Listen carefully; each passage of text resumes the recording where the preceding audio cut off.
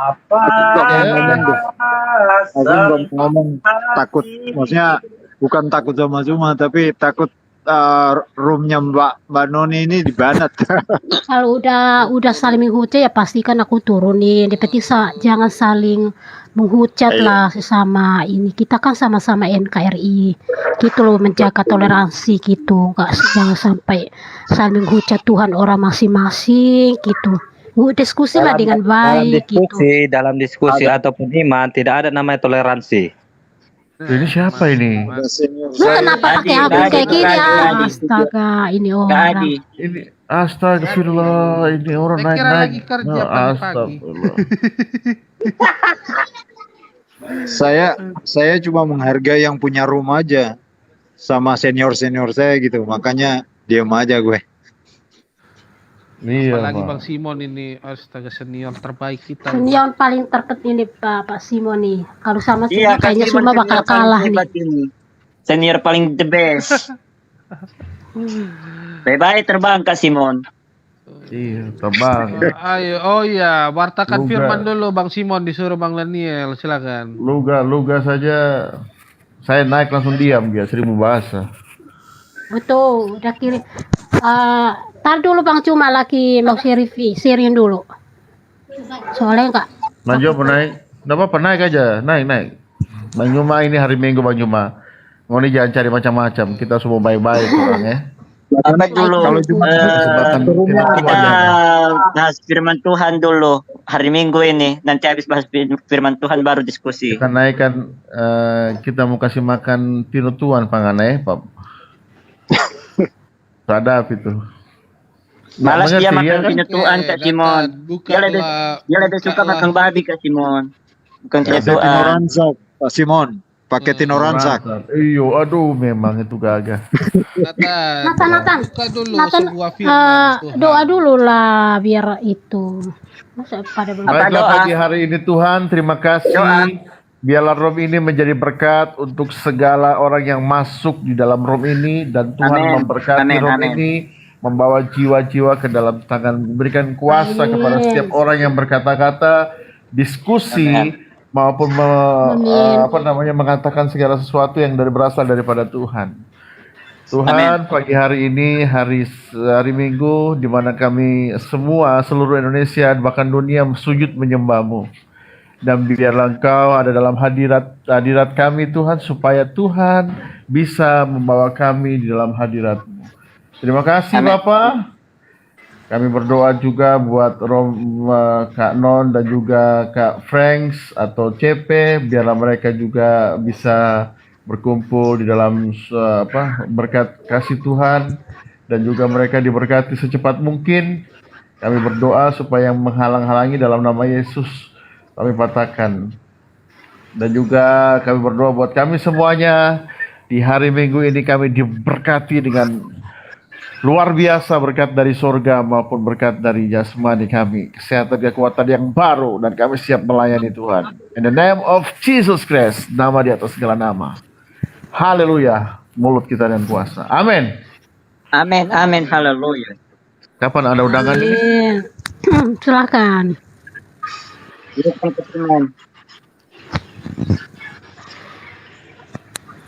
Kak Simon. Ada yang minta diputar lagu katanya ini rohani bagaimana? Ku tahu Tuhan pasti buka jalan. Aduh Bang Juma langsung pergi tuh kalau kita nyanyi. Vibranya itu saya nggak sanggup dengar Bang Simon nyanyi. Vibranya itu loh tadi. Aduh. Wih, sadar. Naikkan saya. Iya, sabar dulu. Masih laki pujian dulu. Naikkan saya. Sabar Bang Juma. Dia dari tadi loh. Bang Juma nafsu sekali sama aku Bang Juma. Aduh Bang Juma ini gimana? Sabar Bang Juma. Ini waktu jangan berdebat Bang Juma hari Minggu ini. Iya, cuma sabar dikit dong. Anak sabar pantat lebar. Pagi-pagi ini. Bang Juma.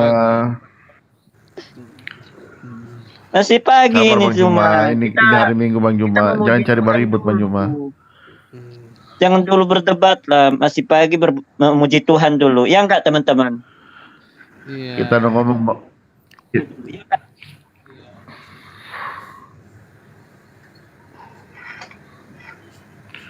Silakan Kak Iya. Simon. Mana lagunya tadi? Ya sabar, coba tar, mau putar dulu nih. Vibranya itu loh belum. Indah. Nih. Baju dengar lagu ini. Kedengaran nggak lagunya? Tuhan. Kedengaran ya? Promo di Tokopedia tiap tanggal 2.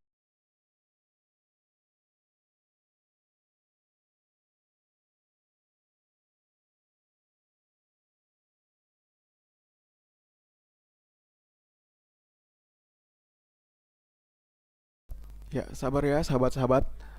Mereka lagi putar musik. Musik eh room ini ngundang Bang Zuma. Giliran Bang Zuma muncul disuruh sabar. Kayak mana ini? Sabar ya. Mereka lagi putar musik, sahabat. Jadi admin matikan dulu suara-suara mereka. Mereka lagi nyanyi.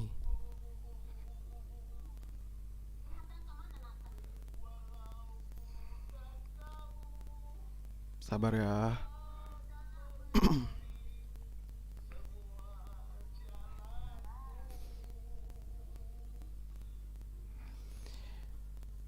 Suara siapa ini?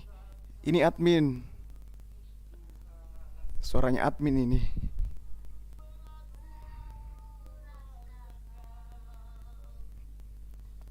Sabar ya. Mereka lagi nyanyi. Pakai musik. Hari Minggu karaoke. Iya.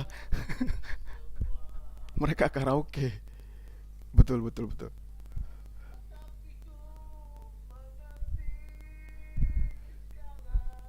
Cakep suaranya. Thank you.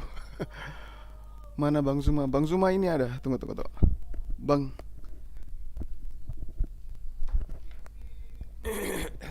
Assalamualaikum warahmatullahi wabarakatuh. Sahabat-sahabat dimanapun sahabat berada, ya, saya diundang pagi-pagi, kemudian mereka memperdengarkan nyanyian-nyanyian terhadap berhala, ya. Ya, dikiranya dengan bernyanyi itu kebenaran yang mereka nyanyikan itu adalah suatu kebenaran hakiki, ya. Karena memang manusia itu gemar bersenandung. Jadi kalau bersenandung dianggapnya apa yang disenandungkan itu adalah sebuah kebenaran. Tapi hanya puji-pujian terhadap berhala, tagut.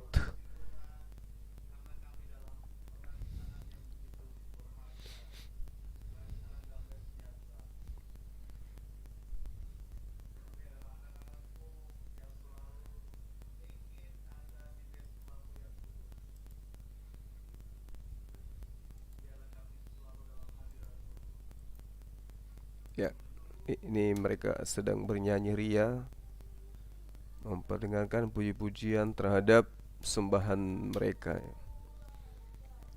Kita dengarkan, teman-teman dengarkan nggak? Nggak. Oh, dimatikan.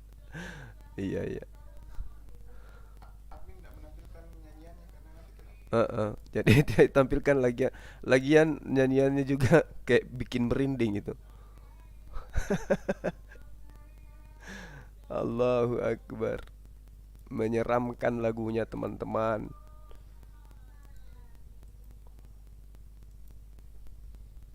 Bang, ada yang tanya. Eh, Bang Zuma nggak live masjid Nurmaulida? Ini habis ini teman-teman baru saya berangkat live kan, ya. Bukan di live kan sih, karena di atas tuh nggak bisa, jaringannya lalot. Sabar ya teman-teman.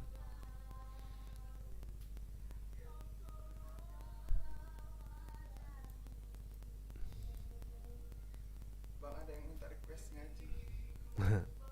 Bentar ya.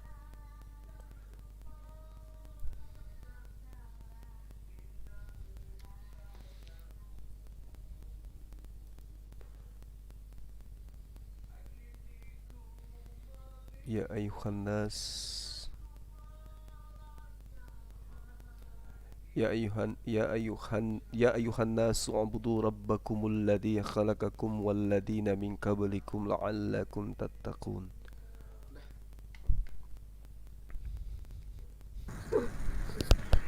Haleluya. Saya akan menjumah. Selamat pagi, selamat hari Minggu.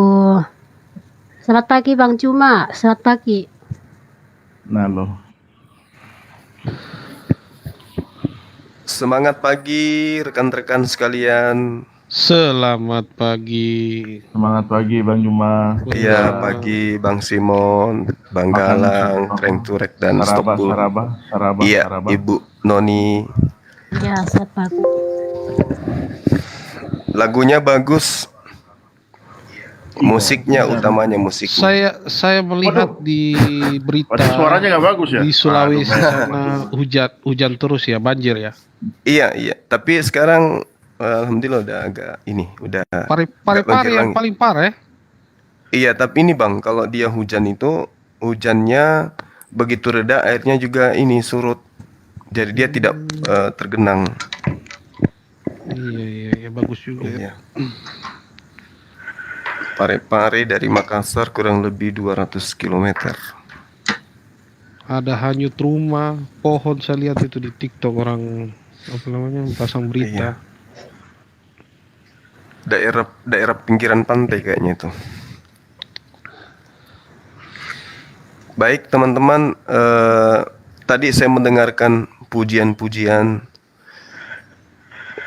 Bisa nggak kita bahas terkait dengan hal yang prinsip dalam iman kita ya, Islam dan Kristen, terkait dengan Tuhan itu senantiasa akan menyeru kalau dirinya itu adalah satu-satunya Tuhan. Dan saya yakin teman-teman Kristen juga mengimani Tuhan itu satu. Kalau kita lihat di dalam Al-Quran ataupun di dalam Bible, itu Perjanjian Lama maupun Perjanjian Baru masih menyisahkan seruan bahwa Tuhan itu satu dan Tuhan itu sendiri yang menyerukan dirinya, bahwa dirinya adalah satu-satunya Tuhan pencipta langit dan bumi.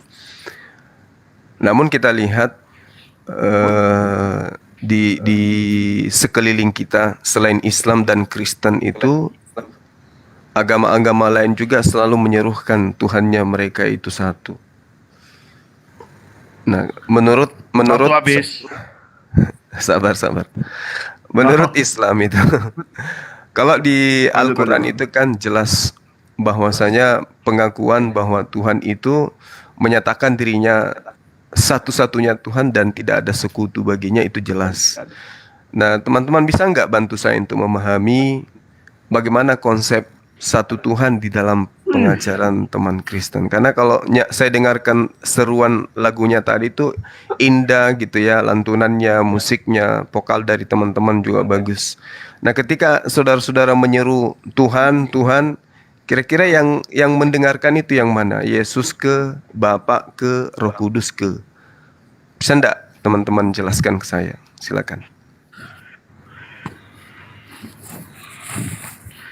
Silakan Bang Frank. Waktu 3 menit.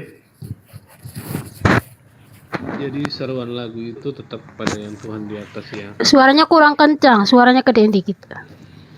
Jadi seruan lagu itu kepada Allah itu sendiri ya, bukan kan sudah dijelaskan di awal tentang bukan di awal ya. Memang susah memang kalau untuk kita menjelaskan lagi dari awal. Mungkin Bang Zuma sendiri sudah pernah masuk di room Kristen tentang berbicara tentang kepribadian itu ya.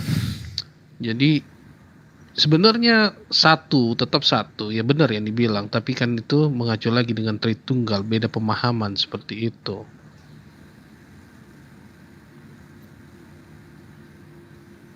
Kalau menurut saya memang tetap satu, cuma memiliki 3 kepribadian itu sendiri.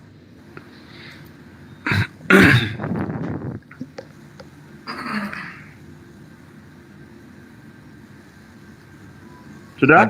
Ada yang lain, Bang? Itu sudah pas itu. Oke, baik. kami sekali lagi ya, saya selalu menisbahkan ke Islam gitu supaya ada bahan kita untuk kemudian saling tahu satu sama lain. Kalau di dalam Al-Quran itu jelas dikatakan, sembahlah Allah dan jangan kamu mempersekutukannya dengan suatu apapun.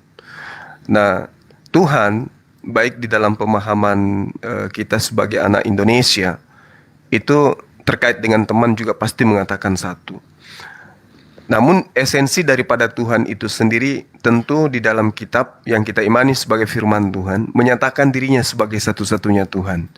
Misalnya di dalam kitabnya teman-teman kita Yahudi, di kitab Keluaran 20 di nomor 1 ya sampai 3 di situ dikatakan jangan ada padamu ilah lain di hadapanku.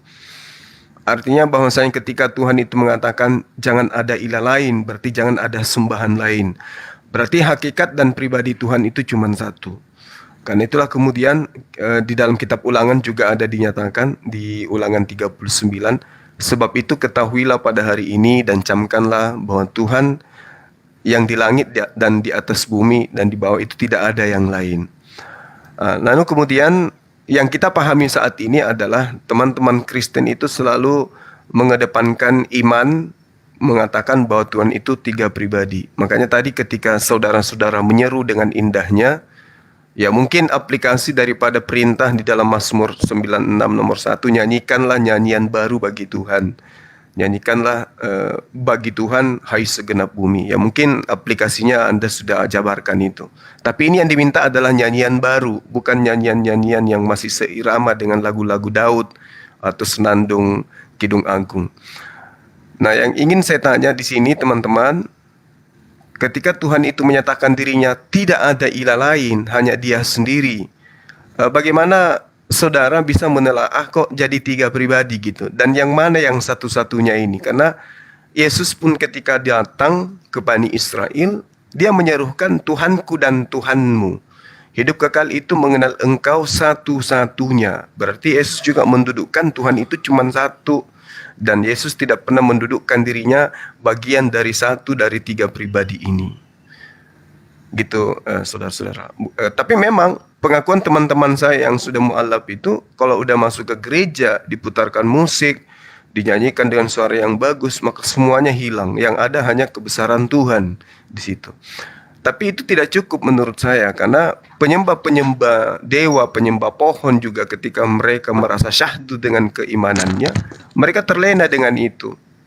Jadi mereka terseret dalam satu pemahaman yang kemudian mereka sendiri pahami sebenarnya itu adalah sebuah kekeliruan karena tidak sesuai dengan konsep. Nah, ini yang ingin saya tahu dari teman-teman semua. Ada tidak pengakuan Yesus sendiri bahwa Dia adalah satu-satunya Tuhan? Karena Tuhan yang saya tahu di pengajaran Yahudi mengklaim dirinya satu-satunya Tuhan, di Islam juga mengaku dirinya satu-satunya Tuhan. Nah, Yesus pernah nggak mengaku bahwa akulah satu-satunya Tuhan? Silakan teman-teman. Nah, jadi begini Bang Juma ya.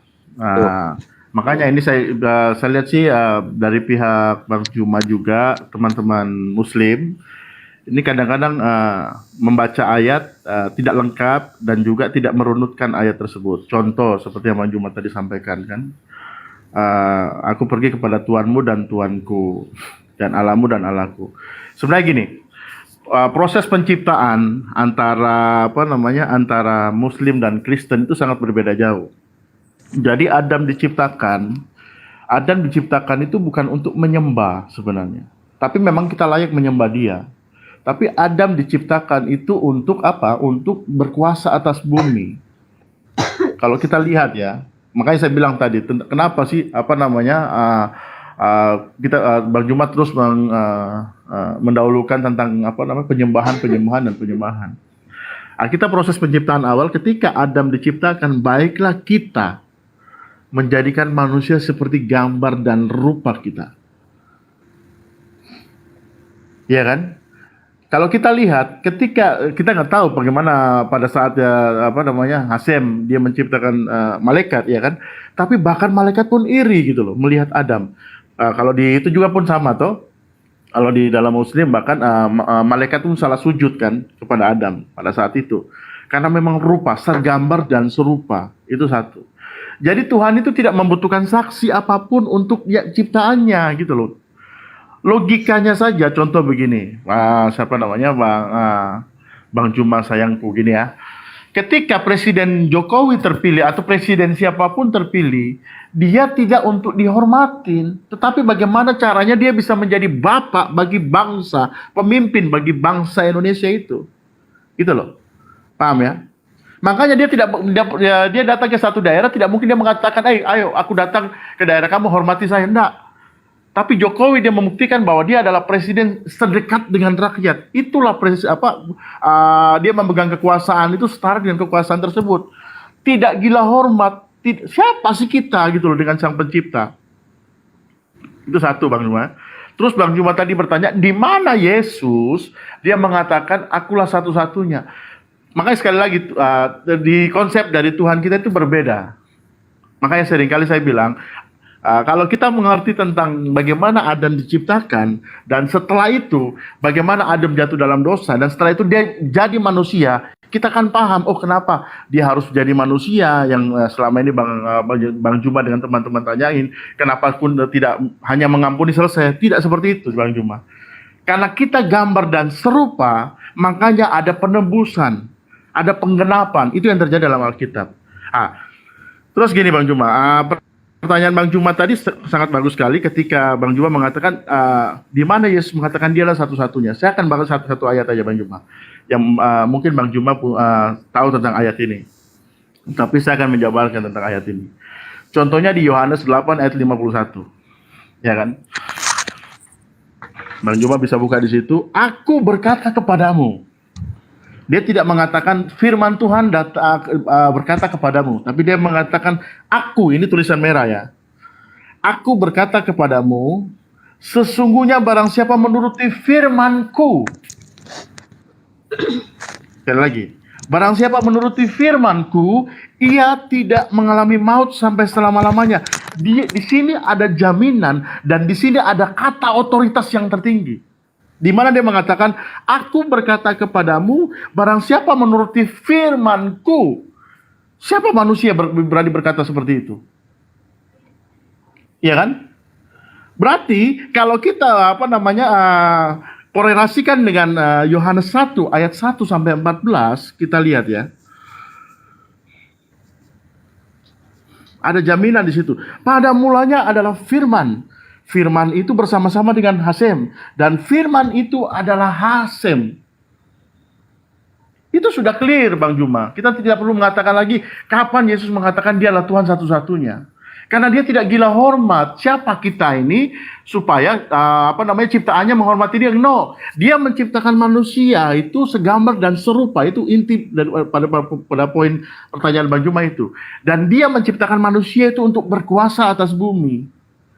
Gitu loh Bang Juma. Sehingga dia mengatakan ketika dia percakapan tadi dengan Bang Juma kan sering bawa ayat di atas ya kan. Tapi ketika dia mengatakan, aku berkata kepadamu barang siapa menuruti firmanku. Berani benar, dia hanya seorang utusan, dia mengatakan, contoh, saya seorang utusan presiden. Bapak Presiden utus saya ke Kalimantan, contoh ya. Ketika dia bilang, saya bacakan deklarasi, saya mengatakan begini, perintah daripadaku. Kalian harus begini. Saya pulang pasti saya direvisi. Pasti saya dipecat.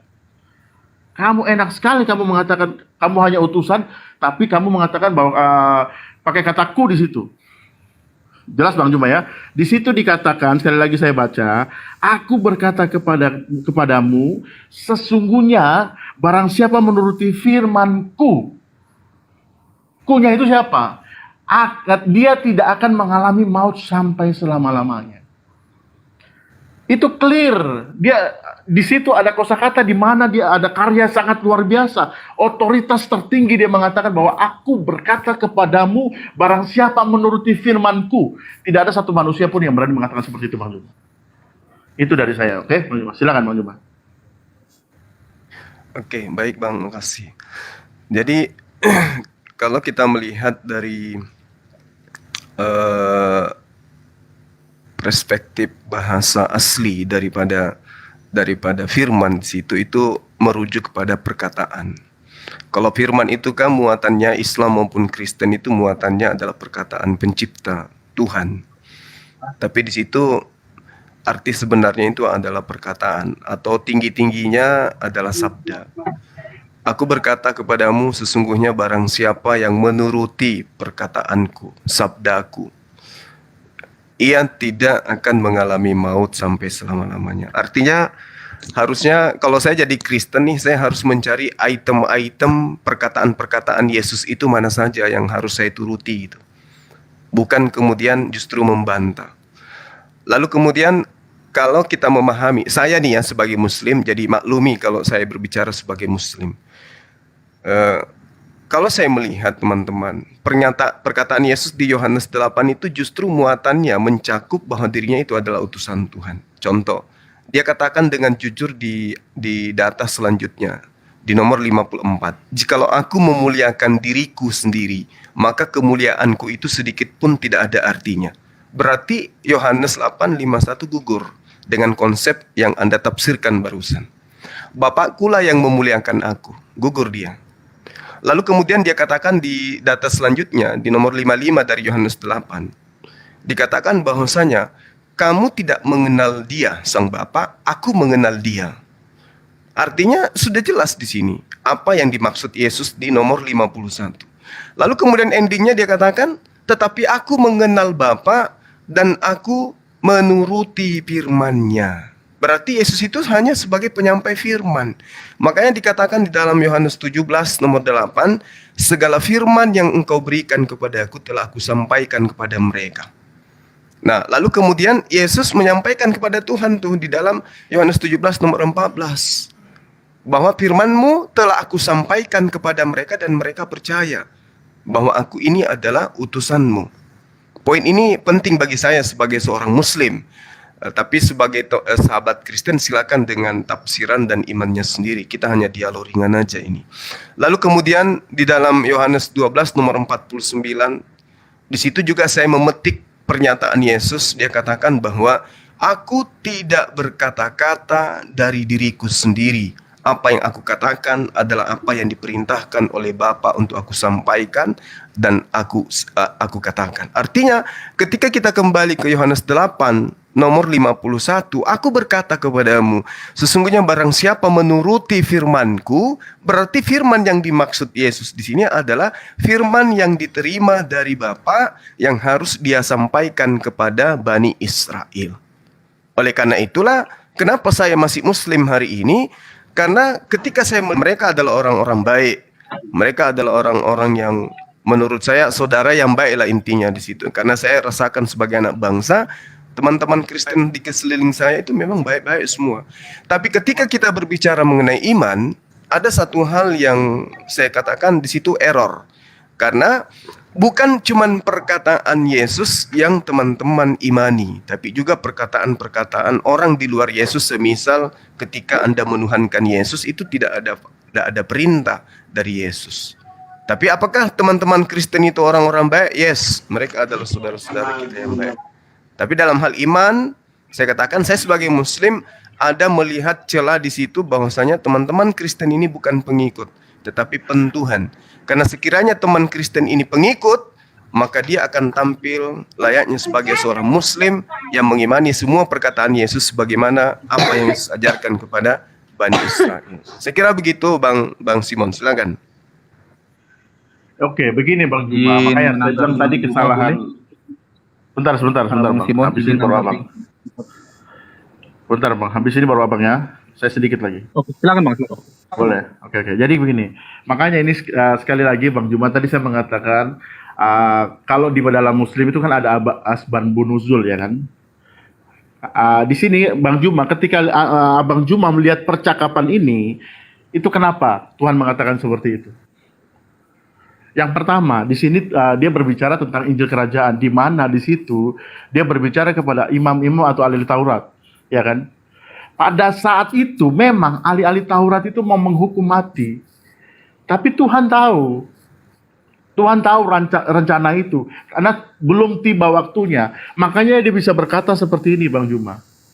Makanya di ayat yang ke-51 nanti saya akan ini lagi kita mundur ke ayat yang sebelumnya ya. Dia sudah mengatakan dengan jelas itu kan. Aku berkata kepadamu sesungguhnya barang siapa menuruti firman-Ku, Bang Juma. Ya kan? Kataku itu ada satu otoritas tertinggi. Gitu loh Bang Juma. Kenapa? Karena dia ada janji di mana janji itu mengatakan dia tidak akan mengalami maut sampai selama-lamanya. Akhirnya percakapan itu dibalas, ya kan? Dia mengatakan maka kata orang Yahudi itu yang seperti Bang Juma tadi ngomong kan tentang tentang siapa dia berasal dari mana. Akhirnya orang Yahudi itu mengatakan maka orang-orang Yahudi itu kepadanya, kata orang Yahudi itu kepadanya, umurmu baru sampai 50 tahun dan engkau telah melihat Abraham. Lalu kata Yesus kepada mereka, aku berkata kepadamu sesungguhnya sebelum Abraham jadi aku telah ada. Jadi sebenarnya Tuhan sebenarnya begini, pada saat seperti ini Tuhan itu tahu dia ingin dijebak, sama seperti ketika orang-orang imam-imam mengatakan, bisakah kita membayar pajak kepada kaisar? Ya kan?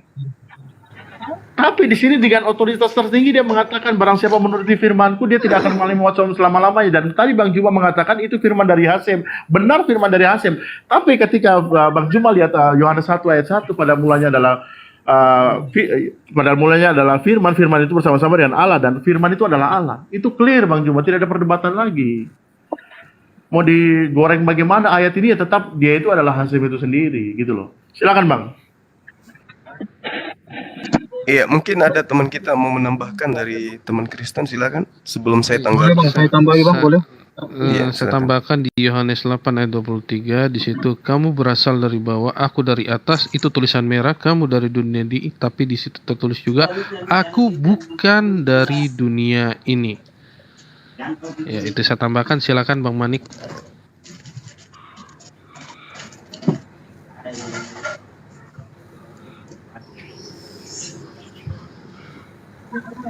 Boleh saya tambahin? Silakan yang mau tambahkan, silakan. Iya, silakan.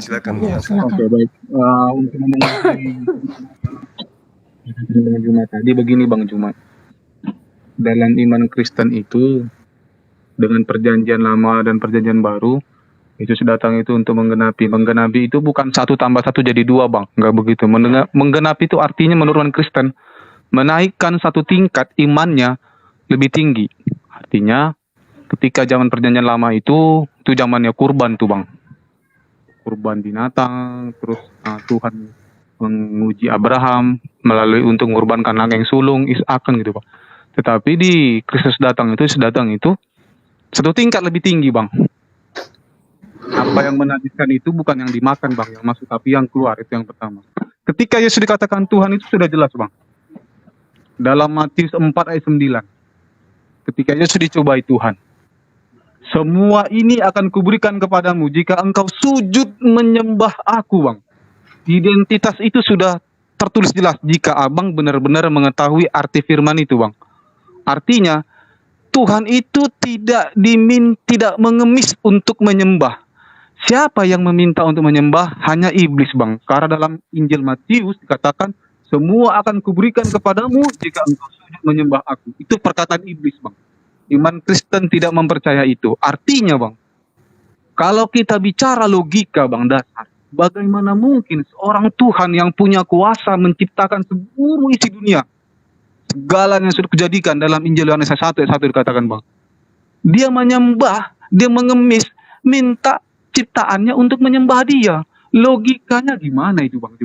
Seorang Tuhan nih, dia punya segalanya Bang. Dia minta mengemis untuk disembah. Nggak ada dasarnya Bang. Itu yang kedua Bang. Dan yang ketiga Bang, Tuhan berkata, Yesus berkata itu Bang, dalam Lukas 25 itu kisahnya itu dikisahkan oleh muridnya Lukas, ada saksi Bang. Saksinya itu siapa? Bapa bersaksi tentang aku dan aku bersaksi tentang Bapa, kata Yesus. Terus Yesus mengatakan kebenaran itu setidaknya harus memiliki dua saksi. Yang pertama Bapa, saksi dari Yesus sendiri, dan yang kedua Simeon, Bang. Dalam Injil Lukas ayat 25, Bang. Salah satu seorang yang kita bilang taat, soleh kepada Tuhan. Ia datang ke bait Allah oleh Roh Kudus. Ketika Yesus dibawa masuk oleh orang tuanya. Terus Simeon berkata, "Sekarang Tuhan, biarlah hambamu ini pergi." Kenapa dia berkatakan begitu, Bang? Tuhan sudah menjanjikan dan dia ingin Tuhan, aku ingin melihat engkau sebelum aku pergi, Bang. Itulah, Bang, kesaksian dua orang ini, Bang. Menyatakan bahwa Yesus itu di Tuhan. Terus di ayat yang mana lagi menyatakan Yesus Tuhan, Bang? Ada ketika malaikat Gabriel itu datang menjumpai Maria. Malaikat mengatakan akan lahir juru selamat Tuhan. Itu terkatakan, Bang. Jelas baik dari sisi malaikat, baik sisi dari manusianya, Bang. Manusianya siapa? Ada Simeon. Sisi malaikatnya siapa? Malaikat Gabriel, Bang. Menyatakan kabar gembira akan lahir Tuhan dan juru selamat di kota Daud. Sudah jelas, Bang. Tapi secara identitas yang lain bisa kita pertanyakan, bagaimana bisa Tuhan itu Yesus dikatakan Tuhan ketika Yesus dicobai iblis, Bang. Iblis minta disembah. Artinya iblis itu punya identitas minta disembah, Bang. Tuhan itu tidak minta atau mengemis disembah oleh ciptaannya sendiri, Bang. Nah, jadi kalau emang Bang Juma bisa membantah Matius 4 itu, Bang, ayat 9. Nah, boleh, Bang. Silakan, Bang. Oke, makasih teman-teman. Jadi yang pertama sekali lagi ya, saya berbicara dari perspektif iman saya sebagai Muslim. Tolong dihargai itu, dan saya pun menghargai iman saudara-saudara. Cuman saya mengatakan kenapa sampai hari ini saya masih Muslim, kan gitu. Penyebabnya apa? Sementara Bible saya sering baca, dan kenapa masih saya tetap sebagai seorang Muslim. Mungkin karena yang Anda pahami Roh Kudusnya belum datang ataupun tidak, yang pasti logika saya yang bekerja lebih dulu dari itu semua. Ketika saudara-saudara mengatakan tentang Yohanes 1 nomor 1 itu adalah ending dari semua tentang Yesus.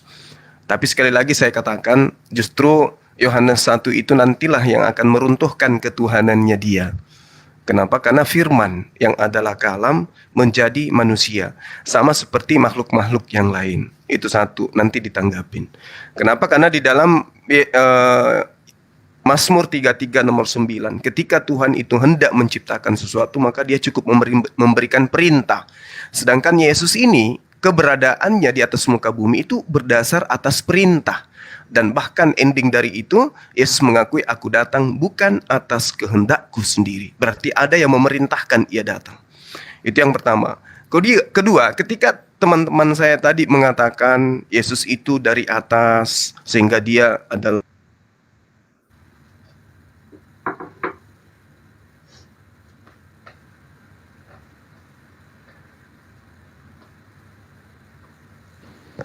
Suaranya hilang.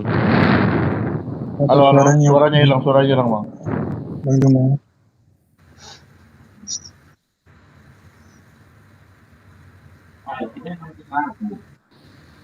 Suaranya Bang hilang. Juma nggak ada suaranya, Bang Juma. Oh, mungkin nge-lag mungkin. Oh iya, lompat terputus. Jadi udah jelas sih. Jadi kalau memang Bang Juma benar-benar paham Injil Matius, kalau dia ini tadi dia dia kan sering mengandalkan Matius 8 Yohanes 8 itu kan. Kata-kata akhir daripada Yohanes 8 itu sebenarnya di Yohanes 51 tadi. Iya. Maaf teman-teman, saya wifi di rumah ini ada gangguan sedikit. Saya lanjutkan ya, nanti ditanggapi ya teman-teman. Lanjut. Jadi ketika saudara saya mengatakan Yesus itu Tuhan karena dia dari atas, saya melihat di dalam 1 Korintus 15 nomor 48, di situ dikatakan bahwasanya makhluk-makhluk surgawi sama dengan Yesus yang berasal dari surga, atau sama dengan dia yang berasal dari surga. Berarti bukan hanya Yesus yang sama berasal dari surga, makhluk-makhluk surgawi juga berasal dari surga. Jadi lagi-lagi terbantahkan di situ. Kemudian ketika sahabat saya tadi mengatakan Yesus itu adalah Tuhan itu sendiri berdasarkan Yohanes 8, saya katakan Yesus membantah itu di dalam Yohanes 14 nomor 23 nomor 24. Apa yang dikatakan oleh Yesus di sana? Jika seorang mengasihi aku, ia menuruti firman-Ku, dan Bapakku yang mengasihi dia, dan kami akan datang kepadanya dan diam bersama-sama dengan dia. Barang siapa tidak mengasihi aku, ia tidak menuruti firman-Ku, dan firman yang kamu dengar itu bukan daripadaku, melainkan dari Bapa yang mengutus aku. Jadi ketika sahabat mengambil data Yohanes 8 nomor 51, itu terjawab bahwa firman yang dimaksud Yesus itu adalah firman yang berasal dari Bapa yang telah mengutus dirinya. Kemudian ketika saudara-saudara mengatakan Tuhan itu tidak pernah minta disembah, yang minta disembah itu hanya iblis, saya ingin kasih data kepada saudara-saudara. Di dalam Lukas 4 nomor 8, Yesus sendiri mengatakan ada tertulis. Apa yang tertulis? Engkau harus menyembah Tuhan Allahmu dan hanya kepada Dia sajalah engkau berbakti. Ini Yesus yang menuntun. Ada perintah menyembah hanya kepada Tuhan saja, yaitu Allah. Di dalam pemahaman kami, Allah, Theos di dalam pemahaman sahabat Kristen. Artinya, apakah Yesus mengajarkan menyembah kepada iblis yang meminta hanya dirinya disembah? Karena di dalam Ulangan 6 nomor 13 dikatakan, engkau harus takut kepada Tuhan Allahmu, menyembahnya saja dan bersumpah dengan namanya.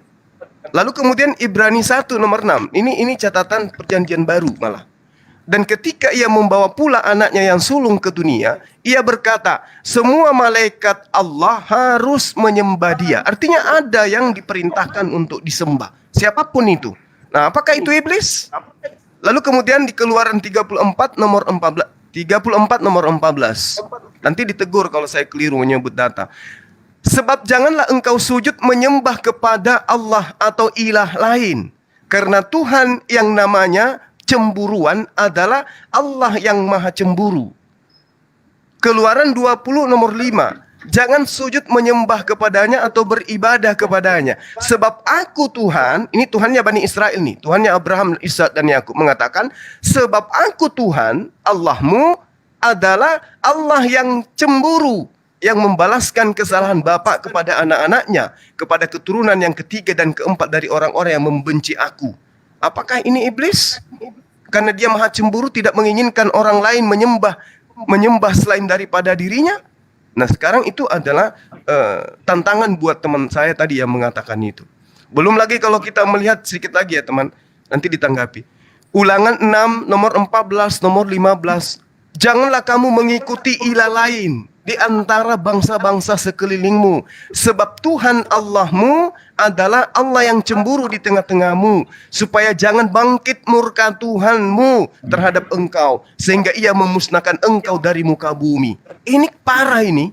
Dia memusnahkan manusia yang tidak menyembahnya, yang menyembah kepada ilah lain. Berarti dia gila sembah. Ulangan 29 nomor 20. Maka Tuhan tidak akan mau mengampuni orang. Dia tidak mau mengampuni orang, tetapi murka dan cemburu Tuhan akan menyala atasnya. Segenap sumpah serapah tertulis dalam kitab ini akan menghinggapi dia, dan Tuhan akan menghapuskan namanya dari kolong langit. Kenapa? Karena dia mengilahkan selain daripada aku. Jadi banyak kawan-kawan malah ada perintah membunuh apapun yang bernapas ketika ibumu, anakmu, suamimu, saudaramu membujukmu untuk menyembah ilah-ilah lain selain aku.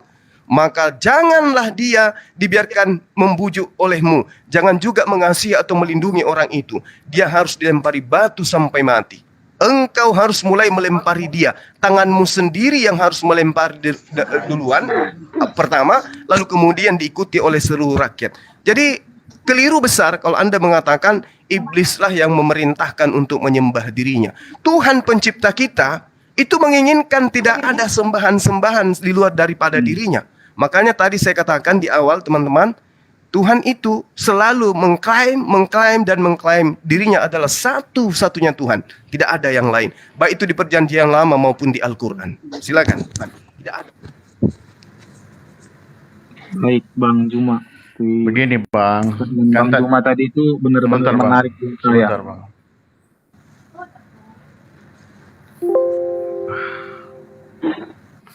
Saya boleh lanjutkan Bang Simon? Lanjut. Jadi baik begini Bang. Perkataan yang Bang Juma bilang tadi itu, terus Bang Juma kutip ayatnya itu tidak salah. Tapi Bang Juma harus bisa lihat historinya, Bang. Artinya perbedaan proses masanya itu Bang sudah beda dalam kitab Ulangan dan Bilangan. Kenapa Tuhan mengatakan harus menyembah aku di situ Bang? Karena pada masa itu Bang, pada masa itu bangsa-bangsa yang dikasih Tuhan itu Bang masih menyembah patung, menyembah Tuhan lain Bang. Sementara ketika Yesus datang, di dalam Abang bilang tadi, dalam Lukas tadi, Abang ambil ayatnya sesudah ayat yang saya berikan tadi kepada Abang. Di situ Yesus menekankan bukan kepada Allah lain Bang, tetapi kepada dirinya. Tapi Yesus tidak mengatakan itu karena Yesus tahu dia turun sebagai manusia. Dasarnya saya mengatakan itu apa Bang? Dalam Injil Yohanes tadi saya dikatakan Bang, pada mulanya ada firman. Ayat 14 dikatakan Bang, firman itu telah menjadi manusia dan diam di antara kita. Dan kita telah melihat kemuliaannya, yaitu kemuliaan yang diberikan kepadanya. Artinya, Tuhan itu Bang bukan jumlah. Bukan Bang. Tuhan itu sifat Bang. Sifatnya itu apa Bang? Sifat keilahiannya itu Bang. Allah Bapa, Putra, dan Roh Kudus. Itulah pandangan iman Kristen sampai sekarang. Bukan jumlah Bang. Kalau dianalogikan kita jumlah begini Bang, contoh. Misalnya Bang Simon Petrus punya ayah namanya Yakobus. Jadi namanya Simon Petrus bin Yakobus. Bukan berarti si Simon Petrus itu si Yakobus. Tidak Bang. Tapi Simon Petrus itu bin Yakobus. Binnya itulah menjelaskan bahwa dia berasal dari siapa. Sifat kemanusiaannya itu Bang, yang tidak terbatas. Itu yang harus saudara-saudara rekan Islam harus pahami, bahwa iman Kristen itu meyakini sifat kekuasaan Tuhan itu Bang tidak terbantahkan. Dan kalau Bang Juma menanggapi dalam Markus tadi, dalam Injil Matius tadi ketika Yesus dicobai Tuhan, Yesus berkata kepada iblis, jangan engkau cobai Tuhan Allahmu Bang. Kalau memang Yesus bukan Tuhan, ketika dicobai iblis, Yesus mengatakan, jangan kau cobai Nabi Tuhan atau Rasul Tuhan. Tapi Yesus menjawab, jangan engkau cobai Tuhan Allahmu Bang, katanya. Itu Bang yang harus Abang paham. Gak apa-apa sih Abang mengatakan seperti itu. Mungkin kalau Bang Juma berpendapat seperti itu, ya saudara-saudara Kristen yang ada di room ini atau yang di bawah, nggak apa-apa. Mungkin ya kami menganggap kapasitas Abang mengartikan ayat itu sedikit berbeda karena Abang tidak mengimaninya. Silakan Bang Simon Petrus. Ya, saya namakan sedikit aja Bang Juma ya. Jadi gini Bang Juma tadi terlalu lari kemana-mana. Kita fokus kepada Yesusnya. Karena ketika tadi kita berbicara tentang Yohanes 8, itu kan dia percakapan dengan imam dan sama percakapan dengan Yesus. Jadi gini Bang Juma harus paham kenapa si Yesus itu datang. Dan kenapa pada saat perjanjian lama, ya kan, itu Tuhan sendiri menyuruh menyembah dia. Karena ada banyak orang membuat patung-patung berhala pada saat itu loh, termasuk bangsa Israel, bangsa yang tegar tengkuk. Contohnya begini Bang Juma ya. Tujuan Yesus datang itu adalah mengembalikan kemuliaan Allah kepada yang dari manusia yang jatuh dalam dosa. Manusia telah kehilangan kemuliaan Hasem itu sendiri. Dia memperdamaikan. Saya seringkali bilang begini, contohnya begini, ketika Tuhan menciptakan bumi, dia berfirman, jadilah terang, terang itu jadi. Kalau Bang Juma mengatakan kun fayakun ya. Terus jadilah air, air itu jadi. Jadilah tanah, tanah itu jadi. Tapi pada saat dia menciptakan manusia, Bang Juma, dia berfirman kepada dirinya sendiri. Baiklah kita, ya kan, membuat manusia menurut gambar dan rupa kita. Itu ada sentuhan pribadi, ada sentuhan fisik di situ. Dia dibentuk dari tangan Hasem itu sendiri. Dan di situ menunjukkan Trinitas tadi yang saya bilang seperti Bang tadi sampaikan Tapi ketika, saya bilang sekali lagi, ketika air dan di situ ada kehidupan atau ikan di situ, ikan tanpa air, jelas ikan mati. Tidak mungkin ikan marah setelah itu dia keluar dari air, pasti dia mati karena air adalah sumber hidupnya. Sama seperti pohon tanpa tanah, tanah pasti mati. Ya kan? Karena itu adalah pasangan. Ya kan? Tapi ketika manusia, dia mengatakan baiklah kita menciptakan manusia menurut dan gambar dan rupa kita. Siapa sumbernya? Adalah Hasem itu sendiri. Makanya dia mengatakan jangan kamu makan buah ini. Ketika kamu makan buah ini kamu akan mati. Ya kan? Dia terlepas dari sang Hasem, dia terlepas dari sumber nutrisi itu. Sehingga ketika manusia itu jatuh dalam dosa, dan dia akan mengalami kematian rohani dan kematian fisik pada saat itu ya. Dia akan mengalaminya. Hasem dia mengatakan dia sangat mengasihi manusia. Gitu loh. Dia menangis, dia turun menjadi manusia. Keturunanmu akan menghancurkan kepala si ular ini. Caranya bagaimana? Dia harus menebus. Gitu loh. Makanya kita ayat yang Yohanes 1 ayat 1 tadi. Pada mulanya adalah Allah itu bersama Allah itu adalah pada mulanya adalah firman itu bersama-sama dengan Allah, dan firman itu adalah Allah. Itu clear Bang Juma. Makanya ayat yang tadi Yohanes 8 ayat 51, Bang Juma lihat kunya. Jangan digoreng kemana-mana Bang Juma. Gitu loh. Aku berkata kepadamu, barang siapa menuruti firman-Ku. Berarti kunya itu siapa Bang Juma? Kalau Bang Juma sudah mengatakan bahwa firman itu adalah punya Hasem, kunya itu siapa? Berarti kunya itu Hasem sendiri. Itu udah clear, Bang Juma sudah menjawab pertanyaan itu sendiri kan. Barang siapa menuruti firman-Ku, ada janji lagi, dia tidak akan mengalami maut selama-lamanya. Kok berani benar dia hanya utusan, dia mengatakan bahwa barang siapa menuruti firman-Ku, dia tidak akan mengalami maut selama-lamanya. Who are you kan? Kan pasti begitu. Gitu loh Bang Juma. Itu berkolerasi di mana? Di Yohanes 1 ayat 1 tadi Bang Juma. Dan masih banyak ayatnya seperti ini Bang Juma. Yohanes 3 ayat 36 ya. Saya baca. Ini paling keras ayat ini. Barang siapa percaya kepada anak, ia beroleh hidup yang kekal. Anak itu menuju kepada siapa? Tentu kepada Yesus. Barang siapa percaya kepada anak, ia beroleh hidup yang kekal. Tetapi barang siapa tidak taat kepada anak, ia tidak akan melihat hidup, melainkan murka Hasem, murka Allah tetap ada di atasnya. Jadi jelas siapa itu Tuhan Yesus ya. Siapa itu Yesus sebenarnya. Tujuan dia datang ke dunia, dia ingin supaya manusia dia kembali ke karya mulia ya, seperti ciptaan Adam dan Hawa. Makanya karena begitu besar kasih Allah kepada dunia ini, sehingga dia mewariskan anaknya yang tunggal supaya setiap orang yang percaya kepada dia tidak binasa melainkan dapat hidup yang kekal. Ya kan? Karena satu manusia berdosa yaitu Adam, seluruh manusia keturunannya akan dijadikan dosa.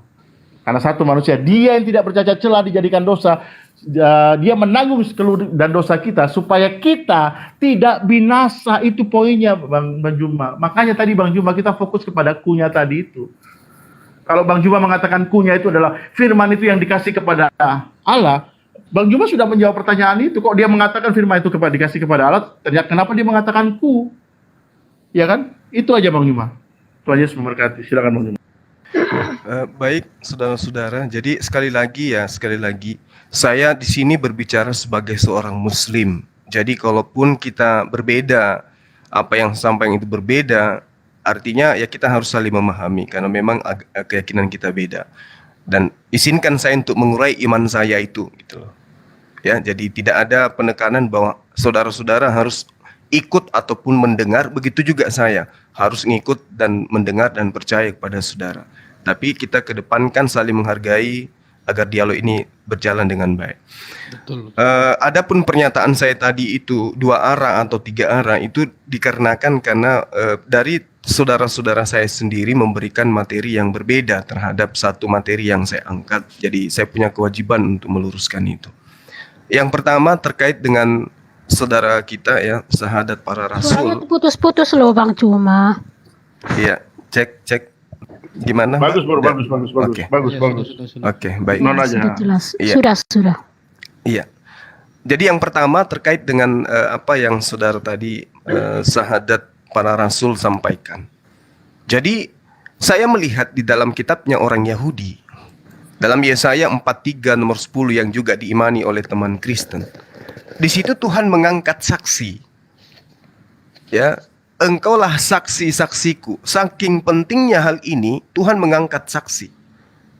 Demikianlah firman Tuhan dan hambaku yang kupilih, supaya kamu tahu dan percaya kepadaku, mengerti bahwa aku tetap Dia, sebelum aku tidak ada Tuhan. Kalau di terjemahan lama, sebelum aku tidak ada Tuhan yang dibentuk, dan setelah aku tidak ada Tuhan yang dibentuk.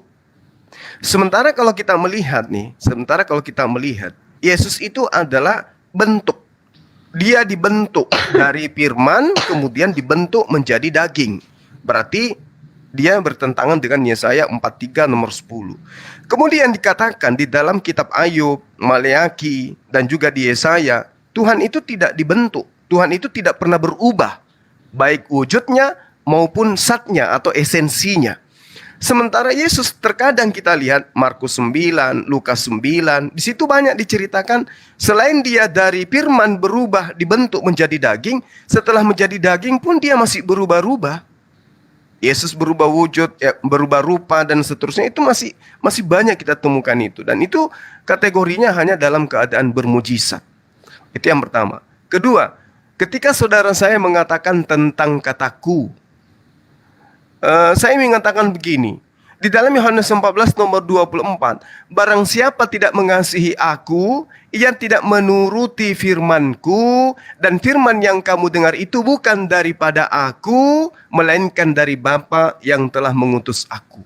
Berarti selainku ada juga Bapa, daripada Dia yang mengutus aku. Jadi kita tidak fokus hanya kepadaku saja, karena di situ Yesus mengakui bukan daripadaku, berarti firman yang disampaikan itu bukan dariku, tapi dari Bapa yang mengutus aku. Poinnya di situ, tolong diperhatikan di dalam Yohanes 14 nomor 24. Yesus mengakui firman yang kamu dengarkan itu, yang kamu kuperintahkan untuk turuti itu bukan dariku, tapi dari Bapa yang telah mengutus aku. Kemudian saudara kita yang tadi, ketika Anda membawa Matius 4, ya, di situ kemudian dikatakan jangan engkau mencobai Tuhan Allahmu. Jadi data itu tolong jangan dipenggal. Layaknya saya biasa dikatakan dipenggal, diambil satu ayat dan seterusnya. Nah, saya juga kembalikan narasi itu. Kenapa? Karena iblisnya datang, ada tertulis tentang firman Tuhan yang menuliskan bahwa Tuhan akan mengutus malaikatnya. Jadi iblis ini ingin menguji tulisan itu. Ingin menguji tulisan itu, apakah betul Tuhan pencipta langit dan bumi ketika anaknya atau utusannya ingin terzalimi, maka Tuhan betul-betul akan mengirim malaikat untuk menyelamatkan dia. Iya. Jadi cek dari Matius 4 ini, Bung, bukan Yesus yang ingin dicobai. Yang ingin dicobai di sini adalah perkataan yang tertulis di dalam Mazmur 91 itu.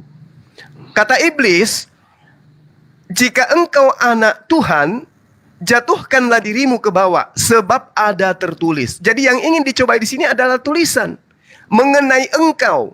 Tuhan akan memerintahkan malaikat-malaikatnya, dan mereka akan menatang engkau di atas tangannya, supaya kakimu tidak terantuk kepada batu. Tulisan ini yang ingin diuji. Yesus sebagai objek ujian, karena Yesus itu dikatakan sebagai anak Tuhan. Maka iblis ingin menguji tulisan tadi. Apakah betul ketika anak Tuhan ingin diuji, Tuhan akan mengirim malaikatnya dan menantang anaknya di atas kakinya. Jadi itu pemahaman saya sebagai seorang muslim. Terlepas Anda tidak mengimani, itu wajar karena iman kita berbeda. Kemudian ketika saudara saya tadi mengatakan bahwa barang siapa percaya kepada anak, ia memperoleh hidup yang kekal. Tetapi barang siapa yang tidak percaya kepada anak, ia tidak akan melihat hidup, melainkan murka Allah tetap ada di atasnya. Saya setuju, sangat setuju, dan saya mengimani ini. Makanya kami percaya kepada Yesus. Kami percaya. Tapi muatan dari kepercayaan kami itu hanya sebatas ucapan-ucapan Yesus. Sebatas kesaksian-kesaksian Yesus tentang dirinya. Bukan kesaksian-kesaksian orang yang datang setelahnya. Yang menganggap dia adalah Tuhan, dia adalah firman, dia adalah Bapa yang menjelma. Itu kami nggak percaya. Yang kami percaya adalah anak. Artinya apa yang anak ini sampaikan, itulah yang kami percaya. Dan apa yang Bapa ini uraikan dan inginkan, itu yang kami percaya. Makanya Yesus pun menisbahkan kepercayaan orang-orang baik Islam maupun saudara Kristen. Dia katakan di akhir zaman yang akan menghakiminya adalah perkataan Yesus. Makanya kami selalu mengikuti apa yang Yesus katakan yang sesuai dengan iman kami sebagai seorang Muslim. Itu saudara-saudara. Jadi ketika percaya kepada anak, maka menurut saya sebagai seorang Muslim, mustahil orang itu akan menuhankan Yesus. Kenapa? Karena Yesus tidak minta dipercaya sebagai Tuhan itu sendiri. Yesus hanya minta dipercaya sebagai utusan Tuhan. Di dalam Yohanes 5 nomor 36 ada kesaksianku yang lebih penting dari kesaksian Yohanes. Yaitu bahwa pekerjaan-pekerjaan yang aku lakukan, pekerjaan itu juga yang bersaksi bahwa Bapa yang telah mengutus aku. Berarti aku harus percaya Yesus itu hanya utusan Tuhan yang diberi mukjizat. Makanya di Islam dia adalah laki-laki yang suci, terkemuka di dunia dan di akhirat. Tidak lebih daripada itu. Silakan rekan-rekan. Baik, ini statement Bang Juma aku suka enak. Jadi kalau boleh menanggapi Bang Juma, ketika saudara-saudara kami umat Islam meyakini Yesus itu Tuhan, iya, kita seiman gitu loh. Tetapi perbedaannya, iman Kristen itu nggak bisa setengah-setengah, Bang. Iman itu artinya 100% percaya. Iman Kristen itu ya dan amin, Bang. Nggak ada tawar-menawar, Bang Juma. Jadi kalau hanya kita percaya dengan kita mengemani, menurut saya, menurut hemat saya itu dua konteks yang berbeda dalam pemahaman akan Alkitab, Bang. Gitu loh. Saya sudah kasih contoh sama Bang Juma. Ketika Bang Simon Petrus punya ayah namanya Yakobus. Kalau dalam saudara kita itu selalu dikatakan Simon Petrus bin Yakobus. Pertanyaannya, ketika dikatakan Simon Petrus bin Yakobus, apakah dia Yakobus, Bang? Kan tidak. Gitu loh. Dia menjelaskan asal usul, Bang. Asal usul Yesus itu dari mana? Yohanes 1 dikatakan sudah jelas. Tugasnya apa? Intensitas dirinya itu turun ke manusia itu apa, Bang?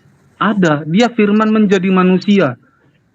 Identitasnya sudah dijelaskan. Dia lahir dari seorang ibu perawan yang sampai sekarang dia manusia bunda paling suci, wanita paling suci di dunia ini.